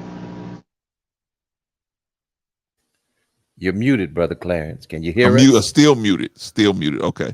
I muted myself twice. Okay. Yeah, now So you sound much better now. okay, thank you, brother. Yeah, that Okay, sounds so regular. what I'm trying to do is get to a certain place in the situation, and then I'm gonna come back and ask y'all, should she get parole? But there's a certain place I'm trying to get to real quick. All right, so let me play this. Miss Jill 1991 says it was worse on Good Morning America. Oh, I might play that. Thank you for that information, Miss Jill. I might play that. Okay, let's play a little bit more. Are you trying to I talk can't us do into anything it, Brother but think Clarence? about it. And I just want to hug him so bad and tell him I love him. But doubts about Smith's sincerity grew rapidly. On the second day of the search, she took a lie detector test and failed. In an attempt to get a quick confession, police confronted Smith and accused her of being involved in the disappearance of Michael and Alex. She immediately became belligerent, cursed the agent, and that was the end of it. So we knew she was the kind of person that we would have to very easily work into a confession. You couldn't intimidate her into it. Nor could the authorities call off the search. Sheriff Wells, the FBI, and police kept on checking the hundreds of leads that came in every day. Susan and David Smith stayed with their families at the home of Susan's mother and stepfather, Linda and Beverly Russell, waiting anxiously for news. It was very long days, waiting out at the Russells, watching people come in, watching people go. You're like on a roller coaster, up and down, because there's so much hearsay. On the third day of the search, there seemed to be a breakthrough. A car matching the description of Susan's Mazda was spotted in North Carolina. But it was not her car. In vain, divers searched the waters of John D. Long Lake from the shoreline to 100 feet out. And the FBI searched Susan's house, but came up with nothing. After almost a week of silence, Susan and David Smith appeared before the television cameras once again. I want to say to my babies that your mama loves you so much, and your daddy, this whole family's love you so much. And you guys have got to be strong, because you are, I just know, I just feel in my heart that you're okay, but you got to take care of each other. And your mom and daddy are going to be right here waiting on you when you get home. As the daily interrogations of Susan proceeded, police discovered inconsistencies in her story. The greeters at Walmart didn't remember seeing her on the night of October 25th. The friend Susan claimed she was going to visit wasn't even home that evening. And there were more. She said there were no other cars in the intersection, no possible witnesses there, when in fact that light will only turn red for the direction she was traveling if there was cross traffic. On day 8, Smith changed her written statement when police confronted her with new reasons why her version of the supposed abduction didn't add up. It was like an elaborate chess match. She'd make a move, we'd make a move, until it finally got resolved. The national media was now increasingly skeptical. I would do live shots for stations around the country, and they were asking the question, well, hey, did they think the mom did it? It was a question that was on a lot of people's minds. Susan said things like, I loved them, I really did. Well, that's past tense. I mean, are they dead? Do you know something we don't? On the 9th day of the search, Susan and David appeared on all 3 national network morning news programs, declaring their innocence and pleading for the return of Michael and Alex. My first reaction is it hurts to know that that I would be accused or even thought that I would ever do anything to harm my children. As a mother, it's only a natural instinct to protect your children from any harm. And the hardest part of this whole ordeal is not knowing. Y'all looking at the husband? Yeah, like, listen. Yeah, I was going to ask you to pause it right there, but yeah, shout out to it's Negro. just crazy, man. You know. Now the husband has a look on his face like, I don't know what to believe, because I think his father's always been like, I think she has something to do with it, right? his father's been like, hey, I think she had something to do with it. Now he don't want to believe it, but I think they get more and more in his ear saying, you know what? So he's like, and he have look in his face like he's so lost in a abyss of confusion right now, right in his mind as a man, because how dare the woman that he was married to and had 2 children with, do something so egregious? Is she capable of this? This is a person that I've known for years, was married to, right, slept in a bed with, lived in a house with, ate food with, raising children with. Do something like this. Like you he can't believe it. so Can't believe lost it, right? right now. It's like when you in a relationship with somebody, right? And they do something to you and you can't believe so it, right? egregious. It's like, They oh so my egregious, God. like they've been having a sexual relationship with your best friend or something crazy like that, right? Or they done cleaned out your bank account or something crazy. You just like, I can't believe it. I think that's where the husband is at, man. He's just like, you know what? This is getting weirder and weirder. And again, all of the news, the media, the news, press released interviews and things where she was doing, where she was crying. There was never no tears, if you guys noticed that. And it's just, I was saying to you guys, did you guys notice on a couple of those news things where she even said loved, past tense, mean you are children are dead. You got to pay attention to what people say. She said, and I loved them. Loved. Yes. Well, we're gonna get into it. Y'all. Okay, so let's finish watching, but I wanted y'all to pay attention to the husband. All right, let's get back into it. If your children are getting what they need to survive, and it hurts real bad. Later that morning, Susan met with police behind a local church at a recreation center. Smith, worn down by day after day of intensive interrogations and relentless media scrutiny, finally broke down. It was in this small windowless room at about 2 p.m. on Thursday, November 3rd, that a tearful Susan Smith begged Sheriff Wells for his gun. She told Wells her children were not all right and fell to the floor sobbing. She said that the car and the children were at the bottom of John D. Long Lake.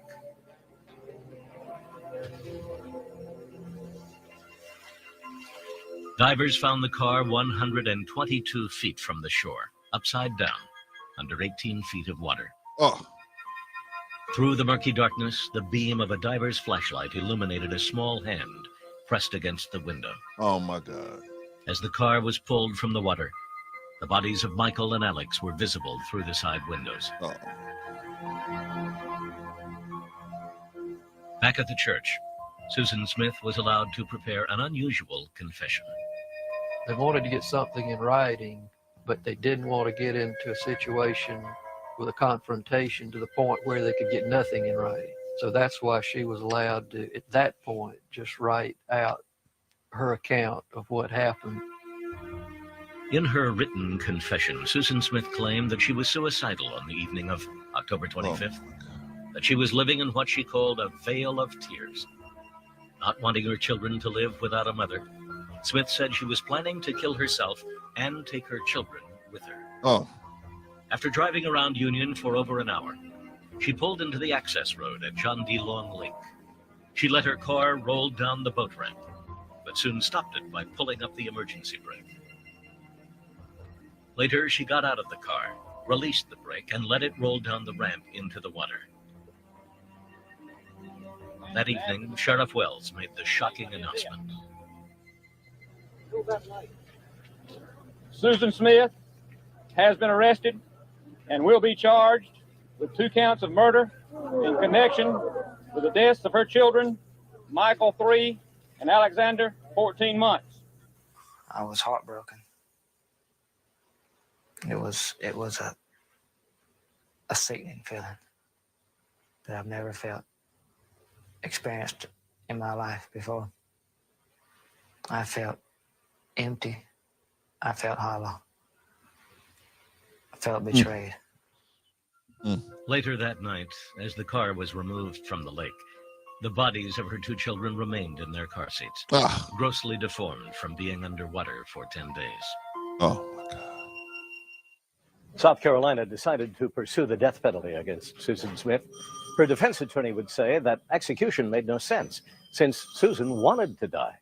The worst punishment she could face was having to live with what she had done. Back in a moment.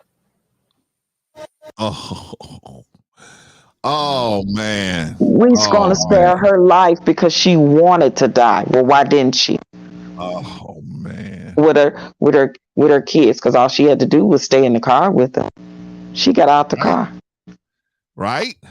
So all of a sudden you have a grandeur idea. Well, I'll just get rid of them. That way it'll just be me, and the whole world will feel sorry for me, and I'll get that man back. Yeah. Well, I mean, why not just get a kiss to the dad, right? Can you imagine? I mean, if you want to be with a dude that bad, just get a kiss to the dad. But the system, this is go to show you how warped and broken and unfair the system is. When people be deserving of the death penalty, a lot of times they don't get it. They actually feel sorry for her because she wanted to kill herself. We're going to spare her life and not give her the death penalty because of it. To hell with the fact that she wanted and did execute her own children. I don't see how she escaped the death penalty, but some kind of way they did. I guess, like you said, the white women are able to escape a lot of different stuff like that more than anyone else, more than white men, more than anyone else. They are able to escape a lot of stuff. I mean, just look at Casey Anthony, man. She walked away from doing basically the same thing. Basically the same thing, right? Don't let me ever in life run into that woman because it's gonna be a misunderstanding. I don't think you guys. I think they changed her name. They changed her social security. They changed all that stuff. I know, sure did. You ain't never gonna run into her again. She might even got plastic surgery to look different. Oh, so I'm sure, man. I mean, she is out of there. She living somewhere where nobody would recognize her. But I definitely understand. I definitely understand, because how could you do some of these things? But it's just the times that we in and the wickedness of the world that we in now, y'all. So now I got a question, because this leads us back to Leon, right? All of this roads leads us right back to Leon. What do we do when we are involved with a narcissist, y'all? How do we either untangle ourselves from them, or how do we see them coming? What do we do? Because this chick is obviously a narcissist, and she's a narcissist and a psychopath. Because she has a psychopath. I will give you that ailment. She is a psychopath. But I'm gonna say that even the Miss Netherlands, she's a narcissist, right? Because she should be. That person should say, "This is a woman's event. Let's leave it pure. Let's leave it with just women in it." Why should I come in and poison the well to prove a point? That we're going to force people to accept me as a woman, but I'm not a woman. So these are narcissistic behaviors. Question is, how do we protect ourselves? Let's put the disclaimer out there, because we're not medical professionals or anything. Not medical professionals. But if you look at the history and the traits, and if you, I really tell you, I really appease you guys to please look up these traits and the different types and forms, and then look at some of the people in your own life, family and friends, and say, God, they've been this way their whole life, or half their life, or ever since I've known them, and they exuberate probably 5 out of 10 of those traits. I'm not saying that everybody is that way, because they're not, but I am telling you, people like these Susan Smith, the Casey Anthonys, the Jodi Aries, remember her, the Jodi Aries? Yeah. Listen, these are narcissistic women. They are. Yeah. And I know in these YouTube streets, we have thrown loosely that word narcissist, but I'm talking about, these are, in my humble opinion, certified cases of narcissistic behavior. People with narcissistic personality disorder and some psychopathic or sociopathic tendencies as well. Yeah. I mean, but the point is, Patrice, like we said, we always trying to look for solutions, right? How can we protect ourselves from these kind of people, right? Whether we have already entered into relationships with them or we see them approaching us, how can we see them coming? Because they're not going to come with a big sign on their head saying, I'm a narcissist, right? They're going to, like Leon, I'm glad he came on the show because he was saying, he said, I'm going to be your best friend. I'm going to be the nicest person you ever met. I'm going to be exactly what you're looking for. They good at acting. Look at, she gave a stellar performance when her children came up missing, and she said that a black man took her children. She gave a stellar performance, made the whole world believe her and feel sorry for her. Shout out to Brother Anderson. She did. Yeah. She really did. I don't know about stellar, but she definitely did perform. Well, listen, she gave enough of performance to get national attention. I'll just say that. Agreed. You know, and the thing is, once you find out that you in these type of relationships with people like them, from what I've been researching and videos I've watched of certified psychiatrists and therapists, you have to, like you said, wean yourself away from them slowly, because it could be dangerous if you have a violent, overt narcissist with sociopathic or psychopathic tendency. It could be literally dangerous to your health, right? But usually these people exhibit some type of sign of this behavior. It's the point that we ignore the red flags, and that's what that's what happens in a lot of women's cases. It's because they ignore the red flags. You see what I'm saying? This person, this spirit is going to reveal itself to you, but because you're not looking at it they can't hide it long. Eventually it comes out. Yeah. Okay, so that's my point, Vaughn. What should they be looking for? If we're looking for red flags in a person that's doing everything you want them to do, what would be some red flags you would see? Well, definitely one would be body language, because one thing you need to know is how to read a person's body language. Okay. You know, I can always say, oh, you know, Sister Patrice, I love you, you know, and my body exudes that, and my facial expressions. And then, you know, she could ask me that question. And I can say, yeah, difference in tone. There's a difference in body language. And a lot of times body language speaks to us louder than any word that a person could even speak. But we look over that. Agreed. Not only that, but Brother Clarence, also, not just the body language, but then the verbiage, the words that come out of your mouth. Okay. You see what I'm saying? We're not paying attention to what people are saying. Agreed. You know, I believe Brother Leon was talking about how he would treat the women. You see, because he knew he had them at that point. It's because they settled for that type of treatment. You see, they ignore the red flag. You know, and then they don't know the dangers of getting out of that situation, because it's not always the same for everyone. True. You know, sometimes you need to seek refuge, abruptly pick up and leave. Okay. I think that's probably. I'm just saying, sometimes it's that serious. Yeah. I believe that's probably the reason why her marriage didn't work. I believe her husband possibly saw later down the line in their marriage narcissistic traits of hers that probably helped destroy their marriage. And then I believe that possibly the guy she started dating, the son of the owner, probably saw some things in her he didn't like, or some traits, possibly. And I also know there's some red flags that we tend to ignore. Men do it and women do it too. Men do it when they chasing the cat, right?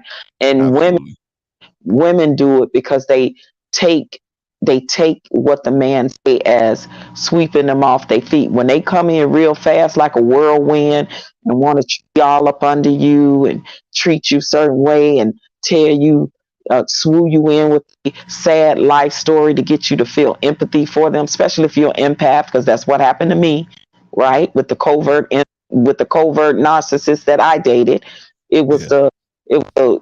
it was the fastness of wanting to get married, the fastness of wanting to move in, the fastness of wanting to know everything about you so suddenly, because they want to read you, they want to master you, right? They Right. want to master you, and they woo you in with the sweet off the feet, all constantly up under you, extreme affection. And that women, we tend to take that, oh, he's so affectionate, he's so, oh, Yeah. and we'll look at that wrong, right? And I think men do it too with women. It's because they want to get to the cat, so they like, oh, Yes. she all over me, she love me, like she can resist me. I'm going ahead, yeah, you know what I mean? Like Yeah. like you said, these red flags that we ignore in people, anger, Yeah. anger issues, delusion, if they, are delusional about your reality, their behavior, the gaslighting we talked about, that, how they literally will flip it on you and make things your fault. And this is the reason why I'm acting this way. Like, I believe they are early on onset red flags that we tend to ignore when we like someone, when we dating them and we trying to pursue them and they pursuing us, right? And it's chemistry for the one that's genuine, but the one that's doing it to be cunning and conniving because he's a narcissist, it's nothing for him. He's doing it to woo you because absolutely have no empathy. He's going to have no empathy later on for you when you tell him that was disrespect. You hurt me. Why did you do that? Why? They're going to absolutely have no empathy, and they're going to turn around and flip it on you and make it your fault or anybody else's fault except their own. Do you see how easy it was for that woman to blame a black man for what she did to her own children? Yeah. I think it just made it work in that particular area. I think it just made it work, and made it more viable. And it would she knew the anger of the people would be so, if she put it on a black person, they would be so hysterical they would never even suspect her. I think that was part of the whole game, is that. And then absolutely. But this is the part I don't get, y'all. I don't get how they don't think that eventually this thing is going to unravel. Eventually, right? You can't keep this thing going forever. And eventually it's going to unravel some type of way. When, whatever you're trying to do and you have this narcissistic thing, eventually the real you is going to come out. And eventually people are going to say, maybe But did you see how they said, the cops said they knew that they had to, it's a certain way they had to handle her to get her to it, that she did it? Because listen, that's the last thing a narcissistic person is going to do, is admit that they were wrong or admit that they something. It's a way you have to work them to get them when they are up against the wall and there's absolutely nothing else and it's staring you in your face, but we still got to work you in a way where we can get this confession out of you, because she's not going to just say, I did it, I'm guilty of this. That's the narcissist. They never want to take accountability for their actions. They want to flip it on someone else. And they definitely do. And then she just was, I think when you've been in that business for a long enough time, I'm talking about in the detective business, I think you can see when people want to, something is weighing on them, right? Or you see they just not moving the way that a normal person would move if they wasn't a suspect. This person is moving like they trying to keep something from you. And they just could see it was weighing on her. I think they saw that. And it wasn't weighing on her until she was in that corner, bro, that she can get out, and there was no proof. I don't think black so, man. No, listen, remember she sat on that couch that I don't understand how nobody could think that I would do something so bad. They say whatever. That's a narcissistic mind. She's still no. I'm not saying. I'm saying she wanted to. She in her mind was trying to keep it going. But I'm saying the people that have to experience in that business, they could see that she was full of it. You know what I'm saying? They could see that. Oh yeah, they could see You could recognize that, that she's they. not vibrating right. Okay. She's not Yeah. vibrating as a person that didn't have nothing to do with it. Right. You know what I mean? They Even though started she's to out see here through saying, her. I'm innocent. That's just like Right. that what I was watching with that cop that deleted that transgender lady. They sitting there interviewing him. They knew he was the man, but he was out here talking about, oh no, I would never do nothing like that. I'm innocent. Listen, and I'm bro. going through all this other stuff. Bro, And they Clarence, knew it. some of the most people in the most top powerful jobs or positions are your most narcissistic people. You know, on the top 10 police officers is in the top 10. Yeah. Yeah. Police officers, attorneys, judges, CEOs, big people in power are some of the most narcissistic people there are on the face of this earth. Okay? Yeah. Yeah. Sometimes they gotta be. Sometimes they gotta be that way. Just to make it Yeah, work. because Right? when you listen, all that power can go to your head. Again, narcissistic people are created. They created by genetics and environment. So if you are a police officer and you have this type of power over someone to decide whether they live or die or whether they get locked up or go free, when you know you have a certain amount of power, that can appease to a person. That power and that control can create a monster, which we see because we see so many crooked police officers, right, that are in the system, all the variousness that a lot of them are doing. So it's definitely. Shout out to Don GQ, by the way, again. Right? Okay. All right. All right, well, Brother Clarence, listen, Brother Clarence. Yes, sir. You know, should you drop the link? Maybe someone else has something to share. I did drop the link earlier, but I'll drop it did again. You? I don't know. Sometimes it scrolls up and you don't have access to it. So. Yeah, it goes away. That's true. Yeah, you gotta post it periodically. Okay. And Don Q was never here. He was never here. That's right. We never saw him. We never saw him. We never saw him. That's my story, and I'm sticking to it. Now. He's got all the gadgets. I saw it. Yeah, I saw it. I went over there. I saw it. He's got all the gadgets. All the gadgets. Definitely got a nice studio for sure. But okay, y'all. So let's give him a few minutes. Anybody wants to come up and talk about some of the stuff we've been talking about? You want to talk about the any of the things I talked about earlier, right? I talked about the cop that was messing with the minors, right? That's the hit parade. We was talking about Dr. Amos was talking about black boys, right? Black children in school, you know, and they need to be taught differently than white children in school. You agree? Disagree?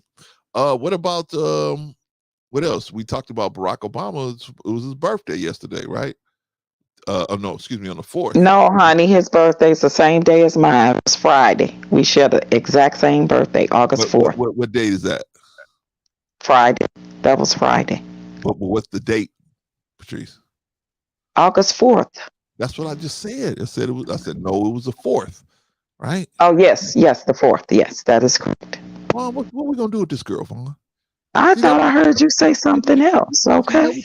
For staying out late, girl. I was just setting the record straight. Stop being out there catting, girl. Stop being out, like my mama used to say. Stop being out there catting. Stop being out there catting. All right. Yeah, she's about to take a nap so she can regroup for tonight. That's why I'm starting to wind it down. She's going. She get ready to. Take I'm already good. I'm about to get ready to go out to dinner in a little bit. Get ready and go out to my friends, and then I'm painting the town again.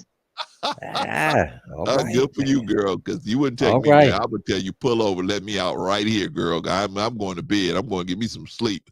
All right, y'all. So we talked about a lot of different stuff. Then we talked about the transgender woman that won the Miss Netherlands competition, which makes her eligible to run for the Miss Universe contest. Ay, ay, ay. Do they have men's dressing rooms in the Miss Universe? I don't know. What are we going to do? Should this guy be able to get dressed with the women? Yikes. That's another question we got to ask, right? All right. So we talked about that, right? Should the guys in the Netherlands get their passports? Because I mean, man, if a man looks better than all the women that they got over there, yikes, right? What about Susan Smith? Should she get parole? Lady deleted her own sons just to get in good with her boyfriend or ex-boyfriend. The boyfriend broke up with her. She deleted her sons to get them out the way so that she could go to Pound Town with her boyfriend. But the boyfriend was like, I'm not having it. It was more than just she didn't have the babies. I'm pretty sure, like Patrice said, she had a lot of other stuff going on upstairs, right? Don GQ said, did you guys hear about the Obama's chef mysteriously dying? No, I didn't hear about that, man. I didn't hear about that. Maybe we didn't look into that. Heard about it. Yep, But I think the next show I heard about that story. I think the next show we're gonna do, we got to I try didn't to hear see if we about can that get one Leon either. back here. We try to see if we get Leon back over here on Thursday, because I think we should hit Part Leon two. while the iron is hot. And Absolutely, I agree. yeah. We should try to do that. So if you can work that out, Patrice, that would be good. I know he's got his schedule, so I mean, if we work with his schedule, you know, we Okay, and also might be getting a victim of a male victim of a narcissistic woman. I'm working on that. Okay, let's do that. Well, you know, listen, we can find plenty of them, Patrice. We can. Yeah, Oh, I've definitely. already reached out to this one guy. And, Come on now. I'm waiting on him. I'm just waiting on his response, and we're gonna set it up. Brother Clarence, now you already know that just about every channel here on YouTube is that's their premise. We can is throw the a rock in the narcissistic manosphere, woman. man, and we hit somebody, right? Hey, come on! All we have to do is gather a few from the Fight Club or wherever, you see, and we can have that conversation for hours. What did you say from the what club? Oh no, you did not. No, man, we Vaughn, we cannot bring them animals over Yeah, here. we can. Man. I'm just saying, but you know, we how don't it have is. no cages You know, for 'em wait, over here, man. hold on. A narcissistic woman, let alone black woman. Yes, Wow, I know really? they would love it, but should we have that they're conversation? animals, Vaughn. They're animals, man. They're not gonna see the way we do things and the way they do things is Yeah, two different. it's totally different, situations. but And you they do would get the never- gist of what I'm saying, right, brother? I Clarence? do, yeah, I do. I know you Yeah. would. I know, You know, they would you be know. over here lining up. Please let me go first. Let me go Yeah, first. let me go. Yeah, first. exactly. Right. But Right. We bring Yeah, them over so, here, so many man. things to point out about her, you They know, would- but they would- nothing to be accountable about yourself. Those guys would last about 2 seconds over here because they would get booted out of here. Either I'd get rid of them, or Risa would get rid of them. So if we're going to have the conversation, if we're going to have the conversation, let's definitely, you know, have it in a way that it is effective and productive. You see what I'm saying? I know you just playing, Vaughn, because I know that's the kind of conversation you always like to have is effective we know conversations. that. Right? Yeah, you know, I like to walk away. Listen, I like to walk away learned. That's why people on platforms, people that are on platforms that are toxic and dysfunctional and full of drama, that's why they don't come over here, because they like that. Remember when we were talking, interviewing Leon, and I said some people just like toxicity, some people just like drama, some people just like dysfunction. So when you see people continuously on those type of platforms, those are those type of personality people that they enjoy that. And we tend to want to always keep saying in the YouTube streets, oh, this is just for entertainment. No, that's a part of your personality. I'm sorry. That's a personality trait. If you're doing it on social media, you're probably doing it in real life with someone. I'm sorry. I'm telling you, but this is just entertainment. You won't hear constantly on toxic platforms, being toxic, being drama, and being dysfunctional. I'm sorry. That's a personality trait. All right. I gotta tend to agree with you on that one. I think that's more of a personal thing than just, I'm just doing this for show. I'm just doing this for effect on YouTube. I think that's more of a personality situation. But I think that I think we covered a lot of different things today. I think we pretty much made our points about anything. I think the people are out celebrating or doing whatever they're doing, or they school shopping. That's what they're out there doing. They school shop. Y'all know school starts in 2 weeks out here in LA. I don't know about wherever everybody else is, but in LA it starts on the 14th of August, and you know, I got to take that day off to go take my granddaughter to school, her first day of school, new school, first time she Yeah, can my granddaughter done already hit me up too, saying she sent me the link of where she want me to order her some stuff from. I'm like, okay. Yes, I'll send it to you. Patrice, you're never out of the game. You think you out of the game when they grow up and they walk out your front door, but you're never out the game. These grandkids keep you in the game. You got that right. You definitely got that right, brother. Okay. They put you out there, put you right back in the game, man. Let me tell y'all this. Her other grandmother got upset with me because I wouldn't go on half with her to get my granddaughter's VIP tickets for Meg the Stallion. I said, I wish I would. I said, why are they even listening to and watching her? Like, see, man. Wow. What the? Yes. Yeah. First she called me and asked me, did I know anybody in the industry that maybe connected to Megan? I said, no, I don't, because that's way, outside of my generation. I don't even know nobody connected to Megan. And if I did, hell to the no. Okay. Well, we could go on half because get to go backstage and meet and greet and take pictures with Megan. I said, I'm not spending a dime. I wish I would. I was able to watch her performance, which I really watched the entire performance that she did. What was it for the Essence Fest? Was it? Mm-hmm. I think that's what it was. Yeah. I watched the entire thing. And man, just kind of crazy, man. The words that she kept dropping and the suggestions that she kept dropping, and and all of the lyrics were just foul. And I'm just like, wow, what are we doing? Like, where's the talent at? You see what I'm saying? Where's the talent? Where's the gift? I don't see it. But man, everyone flocked toward it. Everyone is sitting in there, they're going back and forth and waving their hands, and everybody's excited about what she's talking about. And man, the lyrics are filthy. I told the other grandmother, you on your own.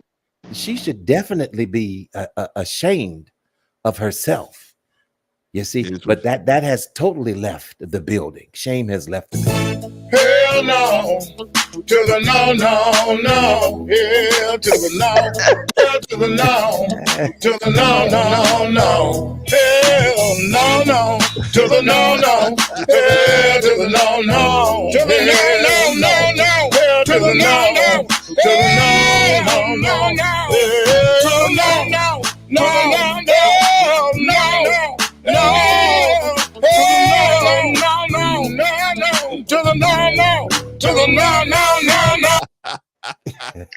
Bro, class, you are crazy. Listen, that's what I thought. Exactly. Listen, just like that. I said, hey, you are on your own. I wish I would. I wish I would pay for a ticket. I said, why are they even watching and even know about Meg the Stallion? I thought they mama is so pretty, so holier than thou. Keep him in church 6 days a week and for 7 hours and 8 Sunday. Like, come on, what we doing? I don't know, y'all. You know how people say they say one thing, but they roll in another whole nother way. I don't know, man. You know what I mean? But I'm with you, Patrice. I'm not down with the bull. I'll help you on some school clothes. Wow. And I'll help you with this or that. Yeah, but I wouldn't support that, bro. I wouldn't support it. I had a neighbor, listen, I watched it for the sake of understanding and knowing, because I don't like to address certain topics without having seen it or know exactly what they were talking about or what words were in the lyric. You know what I'm saying? Yeah. I can't really address it unless I see it. Well, man, it was, I watched it and I kept saying, wow, what's going on with our young ladies today? What's going on with them? Why do they feel that they have to lead with their asses and their breast? Why do they have to lead with those things in order to gain attention, in order to gain popularity, in order to get celebrity? Like, Well, what is going on, man? It's crazy. It's crazy. Well, you got to give it to them. The ones that lead with that stuff get the most attention when they're younger, right? And the younger they are, they usually get the more attention when they lead with their physical traits, right? But at a certain point, they realize, hey, this is not working. I mean, I guess when you got to get a little older, but there's not nobody, excuse me. The society has set up all kinds of traps for them, and it's hard for these young girls to figure out the good information from the bad information. If they don't have somebody out there they trust, right, to give them good information at all times, then it's hard, right? They got to go on their own, right? Mama out there getting a light. Mama's on TikTok. Mama's on Bumble, right? Daddy might not live there. Daddy might be in a whole nother state. May talk to daddy maybe 2 or 3 times a month. So you're not getting that much guidance on how to actually have real relationships. And so they feel like, hey, the sexual attraction, which is fleeting, is just as good as romantic attraction, right? And so they misunderstand those two attractions for one and the same.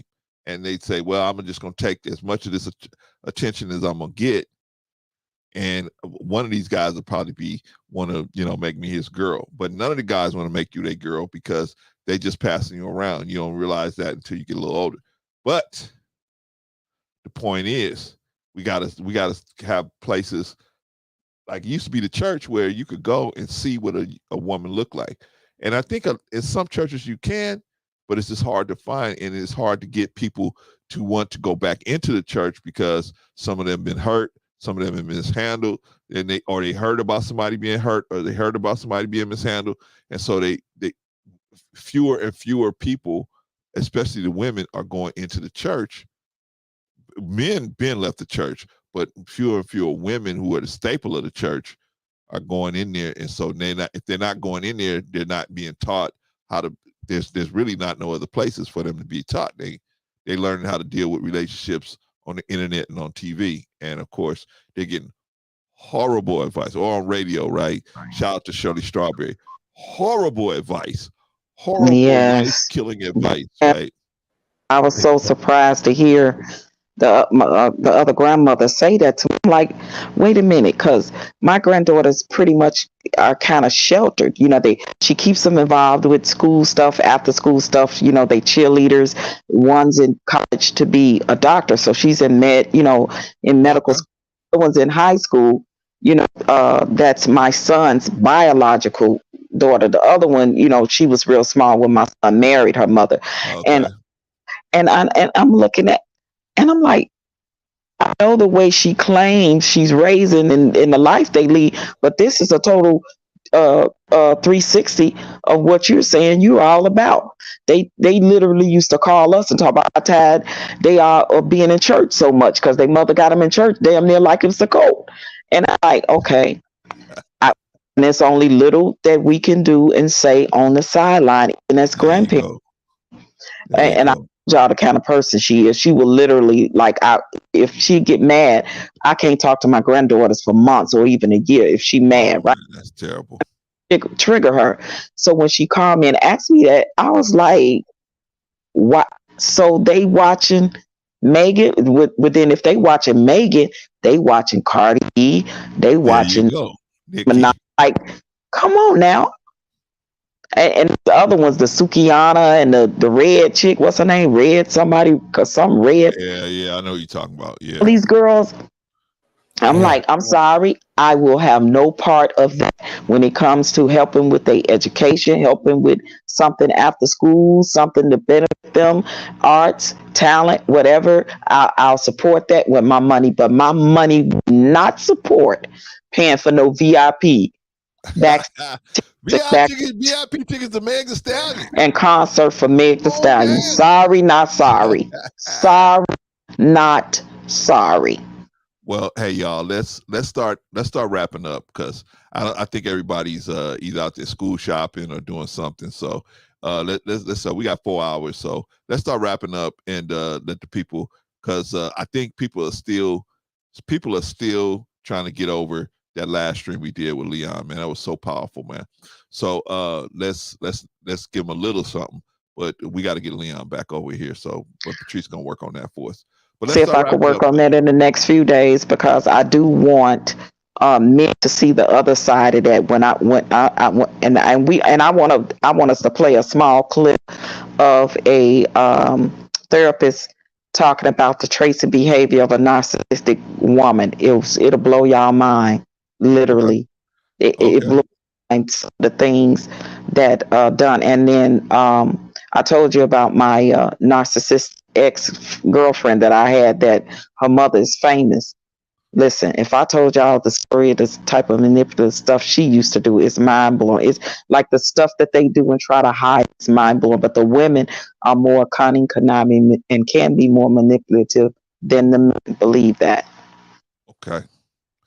All right, y'all. So let's start wrapping up, y'all. All right, y'all. Let's one at a time. Don't push and shove. Somebody get started on these closing remarks so we can get up out of here, y'all.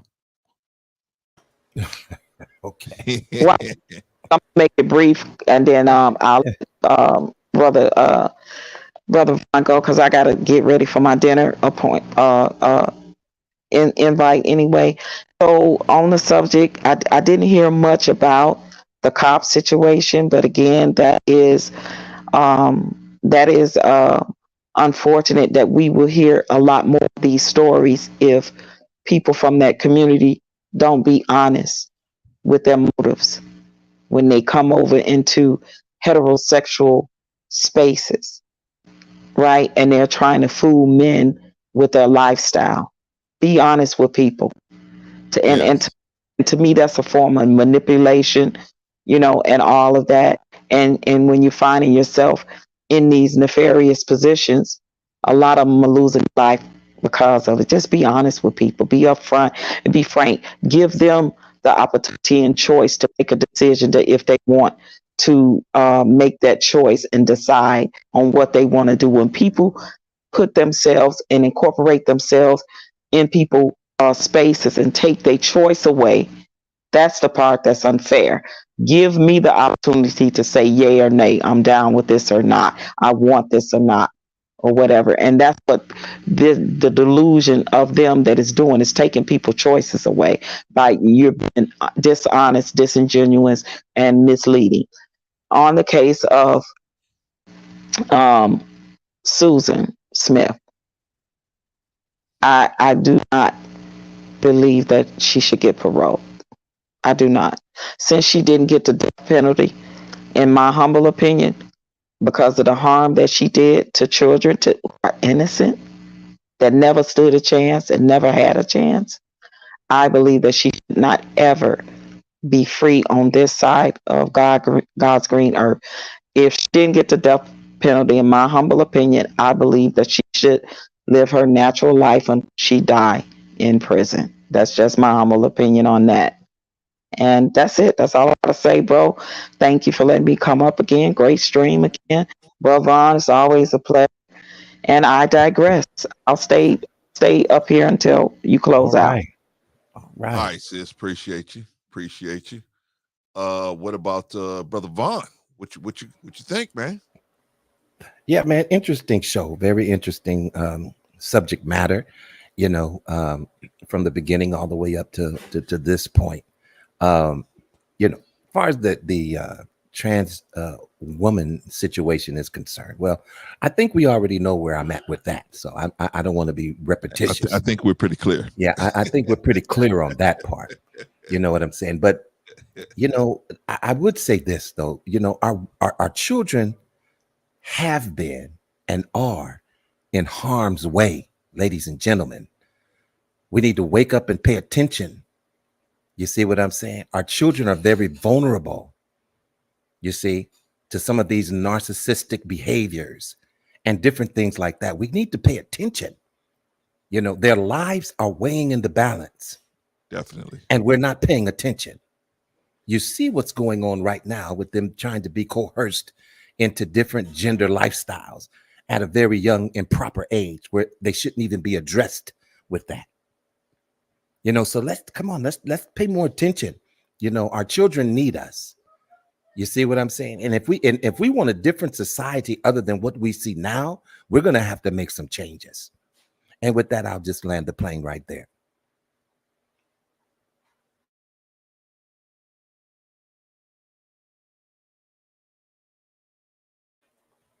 Brother Clarence, are you still here? Yeah, I am. I was muted, man. I always keep talking while I'm muted, man. Sorry about that. All right. Patrice got a question for you, man, backstage. So I want you to look at that question real quick. Okay, so that was Brother Vaughn and Brother Patrice. I'm gonna put them down. All right, y'all. What y'all think about the show? What y'all think? Do we do a good job? Do we do a good job? We just tried to point out some stuff that we need to talk about sometimes, right?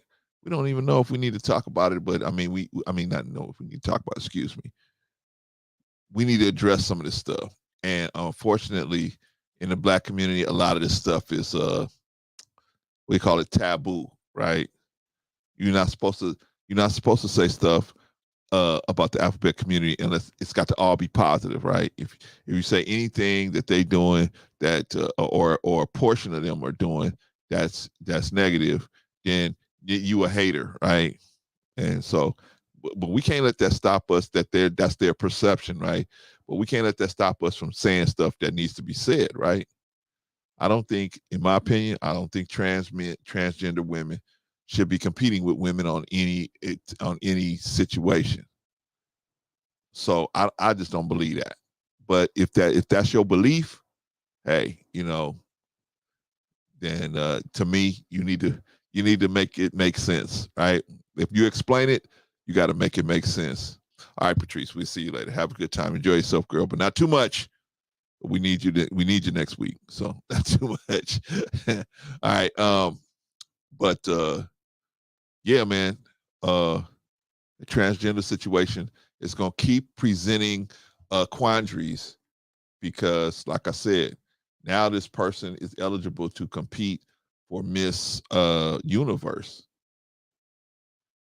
You're going to have your first transgender Miss Universe. That's coming. Where they going to dress? Where they going to sit? Where they going to where they going to sleep? How they going to accommodate that person? Because the person's a male, right? How you going to accommodate them? These are all questions we got to ask. We got to deal with how we're going to do it. What about Susan Smith? Should she get parole? She murked her own 2 children just to get the boyfriend to come back to her, right? Should she get parole? You think she spent 30 years in prison? Do you think that she's learned her lesson? Or do you think she suffered enough? I don't. I think, man, maybe about another 10, 15 years. Let her cool her jets to a little bit longer, 10 or 15 more years, and then let's talk about parole. How many programs have you done? When you go for the parole board, they don't just say, oh, well, how long you been in? Oh, you ain't got no trouble? Okay, cool. Next, go ahead, go. See you later, right? They don't do that. They say how many, especially the sex offenders, right? They say, hey, have you been through all the programs, right? I think they got 4 programs that they got to go through, right? Have you been through all 4 of these programs, right? If you got mental issues, right? Have you been through this program?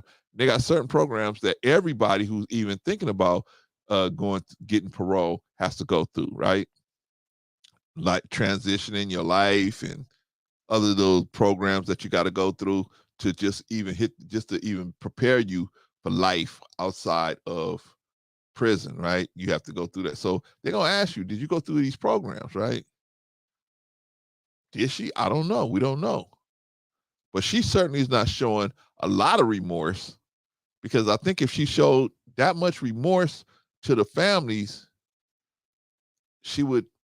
they would be more supporting of her, because they would see that she had turned a corner. But even her family is like, nah, man. Now, what I would do if I was her family, if I was even thinking about bringing her home, I would get her an apartment. I would. There's no way I'd let her come into my house, because these people gonna tear your house apart, man. The news camera's gonna be in front of your house every day. it's just gonna be an ugly situation. But try to help her, try to support her, right? Get a group of people to try to pay her apartment for 6 months so she can get a job. You should get a job. But coming out of the prison system, they're gonna put her in a halfway house and try to find her a job, right? But the question is, should she get out? Has she suffered enough? Has she been punished enough where you don't think she would do something like that again? I don't know. We'll see, y'all. We'll see. We'll see. I don't think she's gonna get out this first swing. Usually, most of these people that's in prison that go for parole the first time don't go so good because you don't really know what to expect, right? You don't know how to prepare. If you don't really sit down with somebody and talk to somebody, try to find out what to look for, you go in there thinking you can talk your way out of it, right? Find out, man, these people been doing this for a lot of years. They can see a bullshitter coming, right? But you know, we talked about Susan Smith, but we just wanted to put that stuff on your mind, right? Negro said most murderers serve 10 to 25 years until parole, right? She served 30 for murdering her own children. Man, I mean, this chick is a special situation where she'd have to change her name, change everything, man. She could never go back to where she was living. That's not gonna happen, right? Just never happen. Like Casey Anthony, right? They gave her a whole new identity. She can never come back there, right? Shout out to New Growth, by the way. If you haven't already subscribed to Black Hearted with New Growth, also get on over there and subscribe to the brother, man. Check his channel out. Same thing with Don GQ. Get on over and check out Don GQ, man. He got a lot of different stuff going on over there. But man, Don GQ got a hell of a setup, man. Gotta check Don GQ out, man. Who else? Okay. Yeah, that's it, y'all.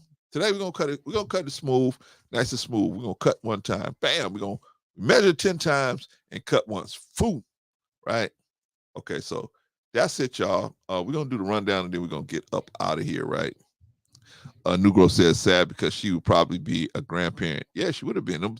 Those boys would have been 30 and 33.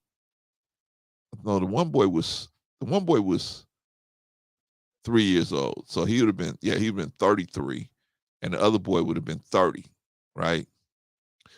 Respectively. So that's crazy, man. That's crazy. She probably definitely would have been grandparent by now. But wasn't meant to be, right? Wasn't meant to be. And it's sad that I gotta say it like this, but at least nobody else's children was hurt. I wish that her children didn't get hurt, but anyway, man, that's a sad situation, man. That's just a sad situation, man. I need some music, man, to get me up out of that, man. I had out there so I can just like get that off my mind, man, because it's such a sad situation. And the reason why she did it, right? Terrible, man. Terrible, terrible. All right, y'all. Let's do the rundown real quick. Okay, the rundown is the chat. The chat is where it's at, man. The chat is where it's at. You guys did a great job as always, man. No bots, no knuckleheads, just people with real questions, man. Shout out to y'all. We appreciate y'all holding it down the way y'all hold it down. Shout out to Risa Neal, our resident sniper in the building, man. What do people know already? Man, don't even try it. Don't even try it, man. The best thing you could do for yourself is give yourself a favor. When you see Risa's name in the chat, just walk away. Just back away from the computer, right? Back away from the keyboard, man. Because if you got some nefariousness, shout out to Patrice. If you got some nefariousness on your mind, just leave it alone. Not even worth it, man. Not even worth it. Risa, man, so quick on the draw, man. And Mills, that's another one, man. They so quick on the draw. They had you up out of here before you even could get it off good, man. But guys, y'all did a great job out there, man. Appreciate y'all. Let's go to the stage, right? Let's go to the stage. Who's on the stage today? We're small, just me, Patrice, and Vaughn, right? How did Patrice do? As always, Patrice always hit the home run, right? She always hit the home run. Now she doing what I used to do when I was back in the day. I could be out all night get on the stage, talk for 2 or 3 hours, 4 hours, and then go back out and yeah, I don't know what she's doing, man. Maybe she found a youth or something out there. I don't know what she's doing out there, man.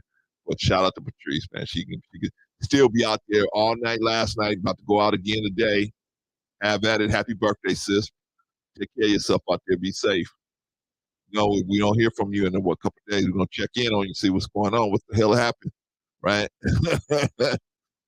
But how did Patrice do today? Very solid, as always, man. Very solid. As the chat, I forgot to give the chat their flowers. Shout out to the chat. Very solid performance. Very, very strong performance. As in the chat, same thing with Patrice. Very solid. Very, very strong performance on the panel, as always, right? As always. One thing I like about Patrice, man. She always has that feminine side to everything, right? And then sometimes she coming from the Chicago side, right? And sometimes she coming from, the feminine side. And sometimes, so it depends on where she coming from.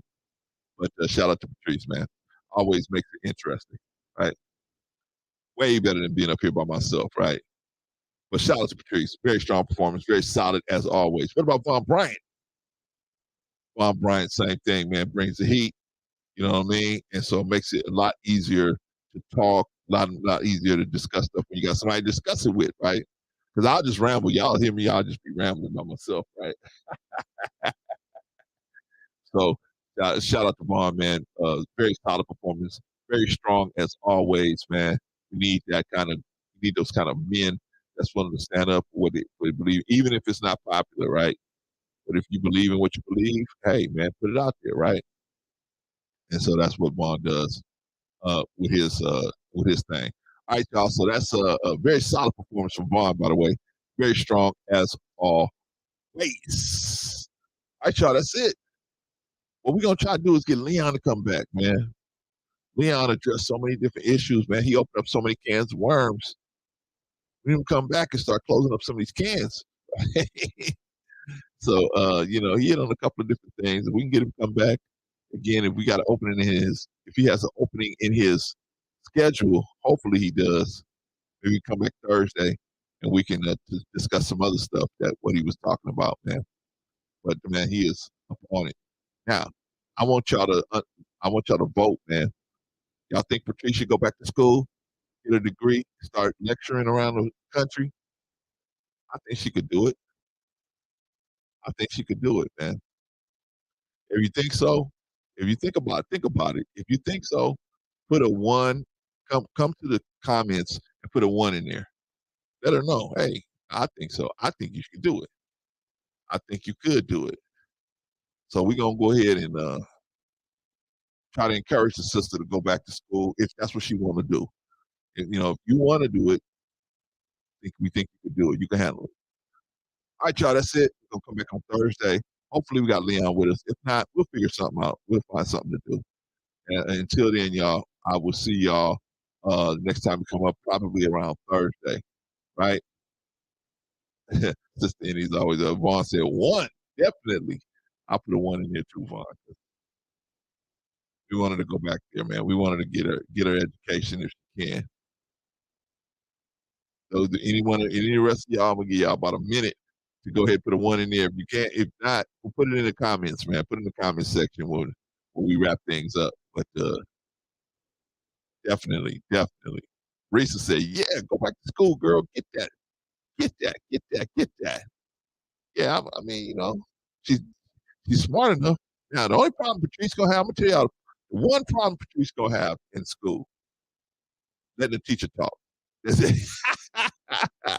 She gonna take all the time asking her questions, right? And the teacher gonna be like, hey man, you not got other students. She's gonna be like, oh. And she gonna say, oh yeah, you're right? Because Patrice is thoughtful, right? So she can, but you know what I'm saying, she gonna get caught up in what she's doing, and she gonna be like, oh yeah, that's right. You got other students. So then she asked questions. So then he said, yeah, girl, go back to school. Excuse me, go on back to school, right? Does anybody go with you, right? Come on, Patrice, let's go up here to the front office. Go to the front office. Excuse me. I'm going to check this girl into school. You mean this grown lady? Yes. I'm going to check her in. I don't care what you're talking about. That's what you should do. Take Sister Eddie up there with you. She said, I know, yeah, you're right. But she's going to be like, excuse me? Sister Eddie going to go with her. That's who's going to be saying, excuse me. Excuse me. I'm checking this girl in right now. You mean that girl right there with the stand next to you? Yes. I'm checking her in right now. As they say in the South, right now. I'm going to check her in right now. They're going to say, okay, yes, ma'am.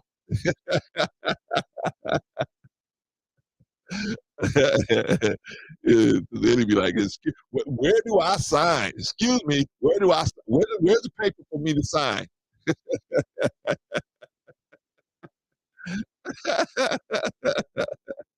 All right, y'all. Let everybody have a great rest of the Sunday afternoon, man. I got to give y'all some homework, man. Go home, give somebody a hug, man. Somebody you care about. Okay, I can't hug the class because I'm here by myself, right? Okay, give them a call. Break somebody a call, man. I got an aunt I need to break a call to. So I'm gonna do that this week. Break somebody a call. Just tell somebody, hey man, I love you. I was just thinking about you. All right, y'all. Peace. We'll see y'all next week.